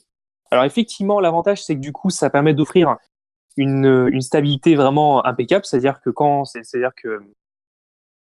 on se déplace d'une pièce à une autre, on sent pas de latence, vu que ça communique à plusieurs antennes, tri-bande. Donc là, on attend, dis-moi si je me trompe. Alors la première antenne, elle permet la réception des données. La deuxième, elle permet l'émission ou l'upload des données. Et puis la troisième, elle permet la communication entre les deux boîtiers. Entre les routeurs et les satellites. Voilà, les routeurs et satellites. Voilà. Et l'avantage, c'est que en ayant une segmentation de ces antennes-là, ça permet à ce qu'il y ait une stabilité vraiment impeccable. Et surtout, de chercher les réseaux. Ouais. Voilà. Et moi, ce qui m'a vraiment impressionné, c'est justement de voir à quel point la couverture Wi-Fi peut être puissante, surtout en ayant même des murs épais chez soi, de voir à quel point on peut arriver à un tel niveau de perfection en termes de stabilité, de performance. Ça, c'est vraiment quelque chose qui m'a bluffé, malgré effectivement le fait que parfois, je constate quelques coupures. Et ouais, c'est vrai qu'on avait déjà étudié le sujet ensemble avec Nathan et puis JB. Je pense que il est possible que ça puisse venir de la box ou de. C'est certain. Ouais. De la box ou alors bien de l'installation tout court. Hein. Non, moi j'ai des coupures aussi avec ma box. On a tous la même box donc. Je voulais vous en parler mais j'ai oublié. Orange. Vas-y, si vous nous entendez. Ouais. Justement, JB, profite-en si jamais tu veux en parler. Non, moi c'est pareil. Moi j'ai une installation assez archaïque chez moi avec ma box. Donc moi je suis sur une maison à 2 niveaux et ma box elle est au 3e sous-sol donc. La couverture, moi dans ma chambre j'ai vraiment du mal à capter. J'ai vraiment beaucoup de mal à capter le Wi-Fi correctement. Et il faudrait que je mette en place les Orbi aussi. Il faudrait que je trouve la position exacte. Je vais te faire un placement. Après, on va me dire que je vais faire du placement de produit, mais je peux t'assurer que c'est vraiment un truc. Ah, mais je sais. Ah, tu peux y aller. J'en ai rien à faire. Que les gens nous accusent de placement de produit. Non, mais faut le dire, je l'ai à la maison, ce routeur Netgear Orbi. Enfin, c'est 2 routeurs, enfin le routeur et le satellite. J'ai le système. Que j'ai acheté aussi d'ailleurs, ouais. C'est assez impressionnant comment ça change la vie. Je pense que mes soeurs pourront le confirmer. Parce que c'est incroyable la hausse de performance du Wi-Fi, puisque une des forces du Wi-Fi maillé, je ne sais pas si tu l'as dit, mais je vais le souligner, c'est qu'en fait, peu importe la bande à laquelle vous êtes connecté, en fait, c'est le même réseau Wi-Fi. C'est-à-dire que c'est pas comme les répéteurs où vous avez un réseau Wi-Fi répété. Indépendant. Vous avez 2 réseaux Wi-Fi indépendants, et donc quand vous switchez d'étage ou de pièce, vous devez changer de réseau Wi-Fi. Là, c'est le même réseau Wi-Fi. Et en fait, c'est le système qui va s'occuper de vous basculer sur le routeur ou le satellite, enfin, sur la bande la plus rapide pour vous offrir la meilleure expérience. Et de façon imperceptible, d'ailleurs. Et de façon imperceptible. Vous ne le voyez pas, vous ne le ressentez pas. Et ça marche extrêmement bien. Ça, pour le coup, je ne peux pas trop venir. Donc, ça, c'est vrai. Ça marche très bien. Et sachant qu'en plus, tout à l'heure, tu parlais de répéteurs, il faut savoir qu'avant, vu que j'ai aussi une installation plutôt archaïque, d'ailleurs, je pense que vous l'avez vu, les gars. Alors, c'est vrai qu'auparavant, et d'ailleurs, Steve, si tu m'entends, tu en es témoin. Tu en es témoin, car j'ai déjà essayé quand même d'acheter plusieurs répéteurs. D'ailleurs, Steve, tu m'as même. Je sais pas si Steve, tu es là, Steve? Non, il est parti. Il est Ah, il est parti. parti. Ah, il est parti. Bon, bah, si jamais il le réécoute, il l'entendra. Et puis, il est témoin. Il m'a déjà prêté son répéteur qui était une marque de Devolo. Bon, c'était un petit répéteur, quoi. Mais même ça, et plein d'autres répéteurs que j'ai essayé n'ont jamais fonctionné correctement. Jamais. Ah non, jamais, Juste- c'est surtout qu'ils n'ont jamais aussi bien fonctionné que le Netgear Orbi. C'est vraiment assez impressionnant. Et aujourd'hui, c'est toujours le Enfin, meilleur pour mon système cas, du bien marché. sûr. Hein. Mais chez moi Ouais. aussi, hein. Je te confirme que chez moi aussi. Ouais. Enfin, ça marchait bien, mais c'est pas extrêmement bon. Mais ça faisait le travail. Ça m'amenait le Wi-Fi dans ma chambre. Ah, mais toi, ça marchait. Alors que moi, des fois, j'avais plein de coupures. Ah ouais, non, moi ça marchait quand même un peu. Non, moi, les CPL que j'ai essayé de connecter, les routeurs ou que ce soit, moi, je me suis fait têche par la box. Genre, elle refusait de se connecter à Internet quand j'ai branché ça. Oh, putain, bah, tu vois, bah voilà, Donc, c'est ça. c'est... Franchement, Mais quand, mais, mais quand Mais- j'ai découvert le Netgear Orbi, ça a été la résurrection. Ah, ça change pour le coup totalement le truc. Et alors c'est un achat qui est quand même, qui était à mon époque en tout cas assez conséquent, même si moi j'avais eu une réduction dessus. Il y a des nouveaux modèles qui sont sortis qui sont bien moins chers que l'Axel A, Ouais. qui sont aussi bien plus petits, mais vraiment bien plus petits, de l'ordre de 30% plus petits. Donc c'est vachement agréable. Et un peu plus Les anciens esthétique. boîtiers n'étaient pas énormes, mais c'est des très beaux Ouais. boîtiers. Justement, c'est une des grandes forces d'Orbi, c'est que c'est pas des boîtiers très moches, avec plein d'antennes partout. Donc résultat, vous les cachez pas dans des meubles, ce qui fait que vous les mettez un peu en visu, vous les voyez, ce qui fait que ça améliore parce que dans un meuble, bah, ça marche moins bien. Mais c'était le problème, et ça fonctionne extrêmement bien, le Netgear Orbi. Ça fonctionne extrêmement bien. Et ton deuxième coup de C'est cœur, incroyable. c'était Alors, mon deuxième coup de cœur, c'était, et en partageant l'avis d'Antoine, c'était iOS 12. Ah. Alors, ce qu'il faut savoir, c'est que, alors, ce qu'il faut savoir, c'est que j'étais au tout départ, je suis toujours, actuellement sur un iPhone 7 que j'ai acheté il y a qui a un peu moins de 2 ans. Et il faut dire que j'étais très intéressé par l'iPhone XR qui sortira prochainement d'ailleurs. Ouais. Et encore à la fin du mois. voilà. Est-ce que tu vas acheter? Tu vas l'acheter? Non, je dis juste les précommandes sont dispo là. Non, moi je change pas cette année-là. Ah, d'accord. Ah, pardon. J'ai cru entendre. Et donc, du coup, que j'étais prêt vraiment à acheter. Mais à partir du moment où iOS 12 est arrivé, je vais te dire cash, ça m'a calmé. Ça m'a vraiment calmé. Parce que j'ai senti vraiment une différence de fluidité, mais incroyable. C'est abusé. J'ai l'impression de retrouver mon iPhone 7 tel que je l'ai déballé il y a 1 an et demi. C'est incroyable. Et c'est. Après, Moi, iOS 12, c'est iOS 10, personnellement. voilà, les nouveautés. Alors, les nouveautés, personnellement, j'ai pas. Pour être honnête, je m'en fiche un petit peu. Par contre, sauf les notifications groupées qui sont vraiment utiles. Mais le reste des nouveautés, je vous avoue, je m'en fiche un petit peu, je m'en fous un petit peu. Mais par contre, j'avoue que niveau optimisation, là, j'ai quand même été bluffé. Non, ils ont fait un sacré travail, mais faut le dire, hein, ils se rattrapent d'un très très gros entre guillemets scandale sur l'histoire des batteries, dont ça a été parlé en début ça a déjà été dit par plein de monde, il y a eu plein d'articles. Donc il fallait vraiment qu'ils se corrigent là-dessus. Et iOS 12 est un peu la réponse à toutes ces critiques-là d'obsolescence programmée, entre guillemets. Donc Apple a vraiment bien répondu pour le coup avec iOS 12. Donc c'est vraiment bien géré. Alors, justement, une question que je souhaitais justement poser là-dessus, c'est est-ce que vous pensez que là, ils ont simplement fait ça pour rattraper le tir? Ou est-ce que vous pensez qu'ils peuvent faire ça, qu'ils peuvent continuer à faire des efforts? Non, moi, je pense qu'ils vont continuer comme ça. Je pense qu'ils ont tellement dû en chier avec iOS 11 par rapport au retour négatif que tout le monde faisait, que je pense que cette année, c'en est la preuve. Ils ont préféré débugger à iOS 12, qui est le débugger pour qu'il soit une version nickel parfaite, et au détriment des nouveaux iPhones, parce que grosso modo, la plus grosse nouveauté des iPhones qui sont sortis cette année, c'est un écran de 6, je sais plus combien de pouces. Oui, justement, je vais te dire, parce que tout le monde n'est pas au courant. En gros, ce qui s'est passé, c'est que cette année, les iPhone 17 sont très peu évolués. Et l'explication... Ils n'ont pas évolué. Ils ont pratiquement pas évolué. Il y a quand même quelques petits trucs. Sur la partie photo a sacrément changé quand même. Oui, ça, je suis d'accord. J'ai vu la vidéo de Nowtech, Nowtech justement, et elle explique, je l'ai vu d'ailleurs. J'ai vu tout à l'heure aussi. Tu l'as vu? Elle explique super bien. Elle explique très bien les différences photos, justement, entre l'iPhone 10 et l'iPhone 16. Mais il faut quand même dire, parce que Siri était en train de se lancer, il faut quand même dire que l'iPhone a très peu évolué parce qu'en fait, les équipes responsables du développement des iPhones, on l'a appris il y a quelques semaines, en fait, ont été mis sur l'iOS 12 en urgence, ce qui fait qu'en gros, Apple a un peu sacrifié son iPhone cette année au profit d'iOS 12. Et je pense qu'effectivement, par rapport à la réponse que tu voulais, par rapport à ta question, il y a quelques mois, je t'aurais dit, je pense que c'est juste exceptionnel qu'il fasse ça cette année.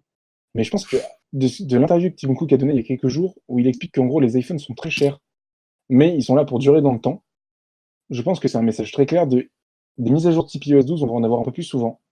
Des mises à jour type peu de nouveautés, mais juste de la bonne Ouais, optimisation. je suis d'accord.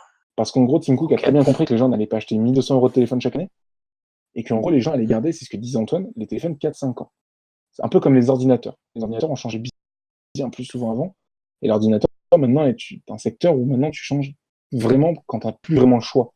Tu changes pas parce que tu as envie, tu changes surtout parce que tu n'as pas réellement le choix, en fait. Ton ordinateur est en train de mourir. Et en fait, Apple est en train de prendre cette direction aussi sur les smartphones. Et donc, justement, il parle de garder les smartphones de plus en plus longtemps, donc pour amortir les coûts des smartphones, ce que je comprends totalement, ce qui est logique, c'est ce que je fais, c'est ce qu'on fait nous avec JB cette année, hein, c'est qu'on change pas d'iPhone cette année parce que on veut amortir le prix de l'année dernière.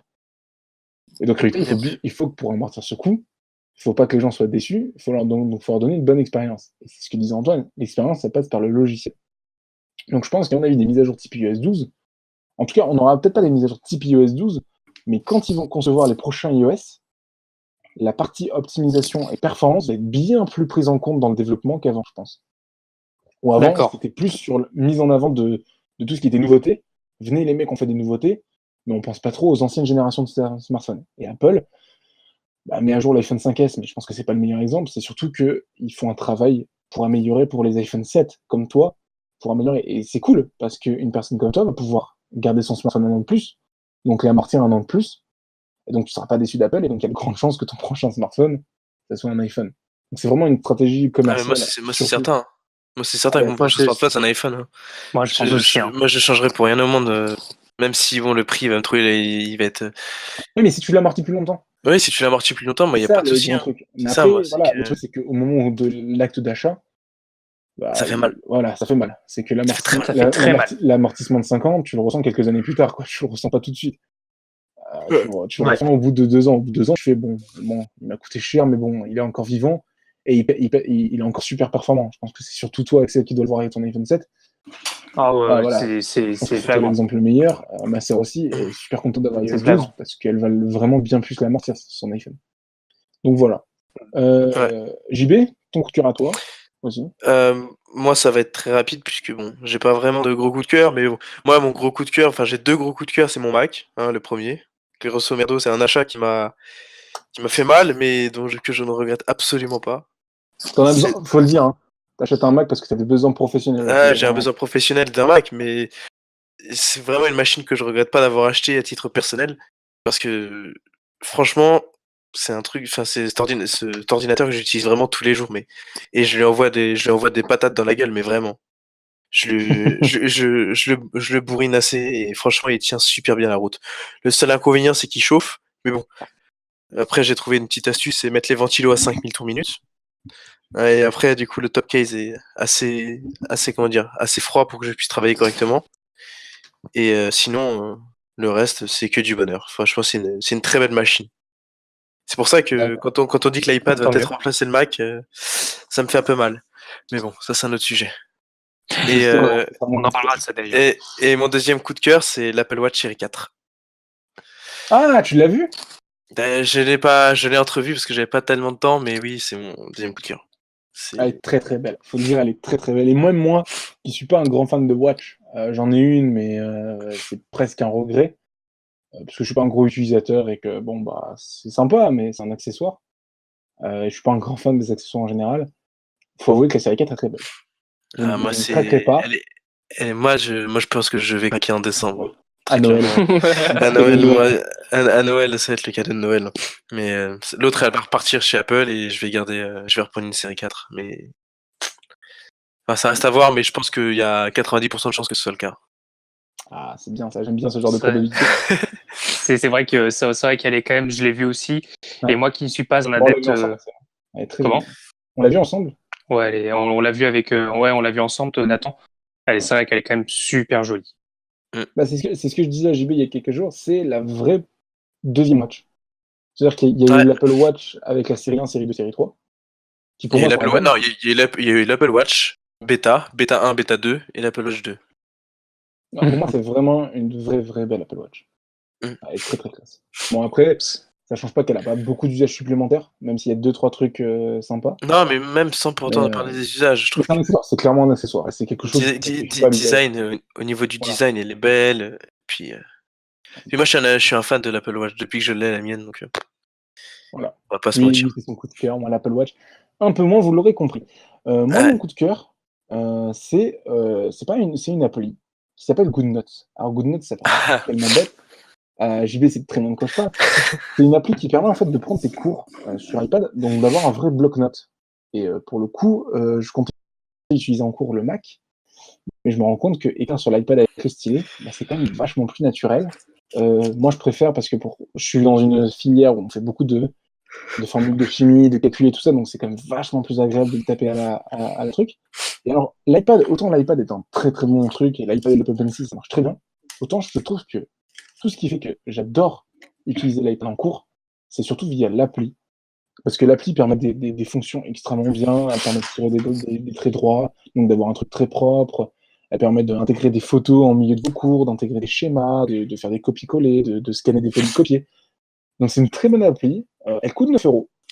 Oui, elle coûte de l'argent, mais pour le coup, ça fait partie des applis dont je ne regrette pas d'avoir mis quelques euros.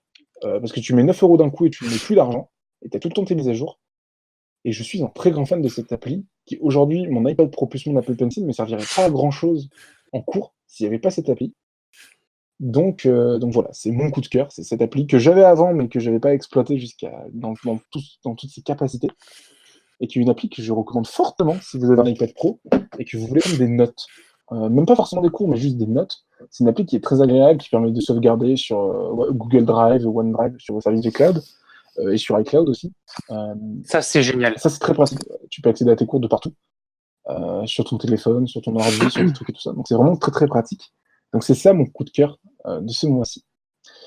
On a fait le tour. Bah, On a fait ouais. le tour de la fin de ce premier épisode qui est beaucoup plus long que prévu.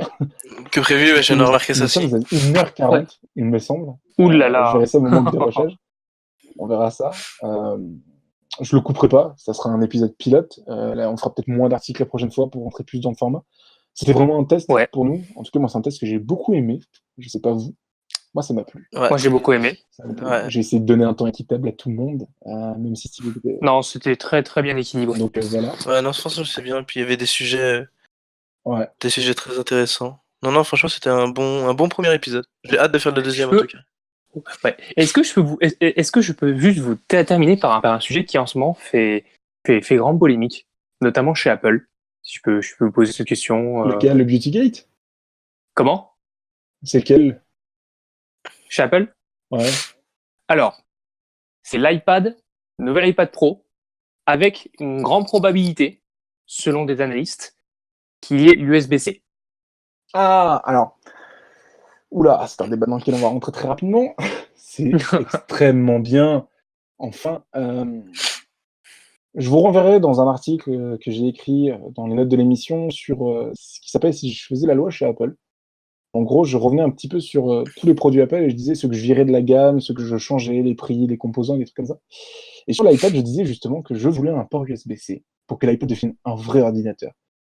Pour pouvoir brancher des clés USB externes, pour pouvoir brancher des diffuseurs externes, ou bien des écrans externes. Alors peut-être pas forcément les écrans, mais surtout de pouvoir brancher des connectiques externes. Et si ça arrive, parce que j'ai vu la rumeur, mais j'ai pas la confirmation, de toute façon l'annonce, la conférence Apple devrait être, on va sûrement débriefer dans le prochain épisode de cette conférence Apple, s'il y en a une. Il y en aura une qui sera le 27 octobre. Ah, c'est officiel? J'ai vu. Ouais, ça y est, c'est officiel, c'est officiel, j'ai vu ça ce matin. J'ai vu, alors... Ah je sais pas, écoutez, J'étais pas au courant non plus. Bah non plus. Non, j'ai vu ça ce matin. Ils ont dit... 27 octobre 27 octobre. Mais c'est un samedi. Ouais. C'est bizarre. Je sais pas. Je te promets, j'ai vu ça. Non, je te promets, j'ai vu ça ce matin. En fait, la conférence s'appelle... Non, c'est une rumeur, mais c'est pas une officialisation. Attends. Non, pour moi, il n'y a pas d'officialisation. On aurait reçu une alerte, hein, je pense. Non, De ouf. On aurait IGN qui serait passé par là. Ouais, je Attends. pense qu'on a reçu une alerte de Mac Génération d'ailleurs. Très bon site Putain, à attends. consulter. Mais Putain, pour revenir, pendant que tu cherches, pour revenir rapidement sur Ah l'iPad non, USB-C. non, excuse, putain. Les gars, j'ai confondu avec la conférence de 2016. Oh là là. Ah, ouais, c'est Ah ça. là Oh là là. Oh là, putain. Je suis vraiment. catastrophe. Tu es viré. Putain de putain. Non, je rigole. Désolé. Désolé. Non, mais pour revenir sur cette rumeur de l'USB-C, je pense qu'on va avoir l'annonce, à mon avis, mardi prochain, enfin, dans les jours à venir de la conférence Apple. Je suis très curieux de voir avec l'USB-C, surtout les usages qu'ils demandent, parce que pour moi, s'ils mettent un vrai gestionnaire de fichiers avec une vraie connectique pour brancher des clés USB et des disques durs externes, bah, l'iPad va vraiment commencer à de plus en plus remplacer mon ordinateur, très clairement. Je suis un grand fan des ordinateurs, mais il y a de plus en plus d'usages que je passe sur iPad. Même les cours, maintenant, je les prends sur iPad et plus sur ordinateur. Il me manque juste un bon gestionnaire de fichiers et une prise USB-C. Après, est-ce que ça remplacera totalement mon ordinateur? Non, pas vraiment. Mais voilà. Donc ouais, je suis très curieux et très pressé de voir ça. Je sais pas toi. Ouais. Non, c'est. Non, moi j'aime bien. Mais- J'ai bien hâte de voir. Même si je suis pas le premier intéressé par les iPads, mais j'ai bien hâte de voir la conférence en tout cas. Étant donné que j'ai loupé la keynote de septembre, faudrait pas trop que je loupe celle-là, quoi. Ouais, exact. Mais est-ce que vous pensez que c'est possible? C'est Je fort pense que probable. oui. C'est Moi, fort je pense probable. que c'est fort probable. Mm. Ça me paraît. En fait, c'est une continuité de leur communication autour de l'iPad étant un fort ordinateur. Mais là où je pense Ouais. que ça va. C'est fort probable que ça vienne, mais ça viendra pas cette année. Ça viendra l'année prochaine. Ah, moi, je pense que ça viendra cette année et dans 2-3 ans sur iPhone. Moi je pense pas parce que. Ouais, peut-être. Enfin, Il faut savoir, c'est que l'Union européenne pousse pour le connecteur unique USB-C et que Ouais, c'est ce que j'allais dire. toutes les entreprises, voilà, toutes les entreprises qui ne proposeront pas de produits USB-C qui avec une connectique personnelle recevront une amende. Alors, est-ce que Apple prendra, comme à l'époque le Lightning prendra une amende qui est très chère, hein, c'est plusieurs dizaines, voire centaines de millions d'euros de dollars. Est-ce qu'Apple prendra l'amende ou est-ce que Apple passera à l'USB-C? Ça me paraît pas illogique qu'il passe. En tout cas, sur l'iPad à l'USB-C. Sur l'iPhone, je suis pas sûr. L'iPad, je pense que c'est probable, mais pas cette année, comme je disais tout à l'heure, mais plutôt l'année prochaine. Mais l'iPhone, ça arrivera ouais, peut-être dans 3-4 ans. Ouais, peut-être pour moi, 3 ans. l'iPhone, ils supprimeront le port Lightning avant de mettre les. Mais moi, je trouve que c'est bête, parce que je trouve que c'est une très bonne connectique, le Lightning. Mais bon. Ouais, mais Moi, je suis un défenseur. Moi, je suis un défenseur du Lightning, donc. Oui, mais toi, t'es un défenseur de beaucoup de choses. Ouais. J'aime bien, moi, je suis un peu old school. Mais c'est bien, mais c'est une très bonne connectique. Mais effectivement, quand tu regardes avec l'USB-C, quand tu compares et que tu vois ce que ça peut faire, quand même, c'est vrai que ça donne envie. Ça donne très envie. Autant sur le Mac, je regrette pas qu'ils aient mis l'USB-C, mais. Après, sur mon iPhone, ça changera absolument rien. Ah non, de ouf, clairement. D'avoir l'USB-C, hein, clairement. À part le fait d'avoir un chargeur unique, mais. Ouais. Ou alors une charge rapide. Un charge rapide alors. Mais. Un charge rapide, tu l'as avec le Lightning. Ouais. Ah oui, bien sûr. Ça coûte cher, ça coûte très très cher, mais. Très cher, mais tu l'as avec le Lightning. Mais tu l'as avec le Lightning, clairement. Et bon, après je troll un peu, mais quand tu regardes les vidéos comparatives, c'est moins rapide que ce que tu vois chez Oppo ou OnePlus. Ouais. Oui, mais bon, après, est-ce que moi, la charge rapide de l'iPhone aujourd'hui qui est proposée, même si c'est une option, parce que clairement, il faut rajouter de l'argent, bon, ça convient, 60% de 30 minutes, j'ai pas besoin forcément. Mais moi c'est vraiment pour rajouter un coup pour terminer la journée. Non, mais honnêtement, je trouve que mon iPhone, enfin, il se charge assez vite. Après, moi, mon iPhone. Non, j'ai perdu, donc là, je suis avec le chargeur de base. Donc, Le chargeur de base, ça va vite. Bah, moi, je trouve que, franchement, Après, je suis pas dans l'urgence comme toi de devoir finir la journée, parce que moi, je finis toujours la journée avec mon iPhone. J'ai pas un usage intensif. Oui, voilà. Mais le truc, c'est que, franchement, je cherche pas non plus à ce qu'il se recharge en 30 secondes. Donc, moi, c'est pas forcément 30 secondes, mais c'est. Non, mais oui, mais ce que je tu termines ta journée, ouais, c'est ça. derrière, c'est quand même vachement pratique. Tu branches sur une petite vingtaine de minutes rapidement sur une prise, et au moins, tu es sûr de bien finir ta journée. Quoi. Après, oui, quand tu es au bureau et que tu peux le poser toute la journée, oui. C'est sûr que. Par contre, un truc que j'utilise énormément, c'est ma recharge sans fil. Mon dock sans fil, c'est vraiment une des killer features de mon iPhone. Killer feature qui a mis 4 ans à arriver, alors qu'il n'y a rien de plus que la concurrence. Ouais, c'est assez incompréhensible qu'Apple ait mis autant de temps pour intégrer un truc qui finalement n'est pas impressionnant. Enfin bon, comme je disais tout à l'heure, on va clôturer cet épisode de Plug and Play, l'épisode numéro 1, ou même peut-être 0, je répéterai peut-être 0. Non, l'épisode 0, je pense que ce serait mieux. L'épisode 0, hein.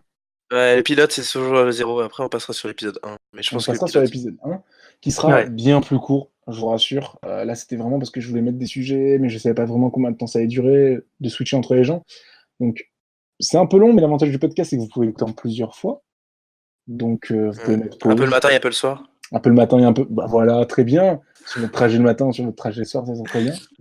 On se retrouve dans, je sais pas, je pense début novembre pour un nouvel épisode, puisque c'est mensuel. Je pense qu'on s'y tiendra sur la première semaine de chaque mois. On arrivera à se caler ça. De toute façon, vous aurez un épisode chaque mois. Vous pouvez suivre Space Tech sur les réseaux sociaux pour être au courant des tout derniers podcasts et des tout derniers articles qui sortent sur le site. Je vous remercie, Axel, JB, Steve, qui est Merci à parti toi. plus tôt parce qu'il avait Merci à un toi. empêchement, Merci à toi. et un grand merci aussi à Antoine. Un grand merci à JB pour avoir fait tous les essais hier, pour que cet Y a pas de épisode souci. 0 puisse voir le jour. Parce que, voilà, Enfin, bravo les gars. ça a été une sacrée galère Bravo. pour pouvoir enregistrer le vocal pour ce truc. J'espère, au moment où je dis ça, je n'ai pas encore testé le fonctionnement. J'espère que ça a marché, que ça a enregistré. Sinon, Non, t'inquiète. je saute de ma fenêtre, qui est il est juste à ma droite. Hein. Juste à l'ouvrir, là, je suis dehors. Je t'accompagnerai dans ta chute. Tu me rejoindras en bas. On achète le peluche avec elle. J'essaierai de vous rejoindre aussi quand même parce que ce serait dommage. Non, normalement ça fonctionne bien. Enfin, bon, on verra bien.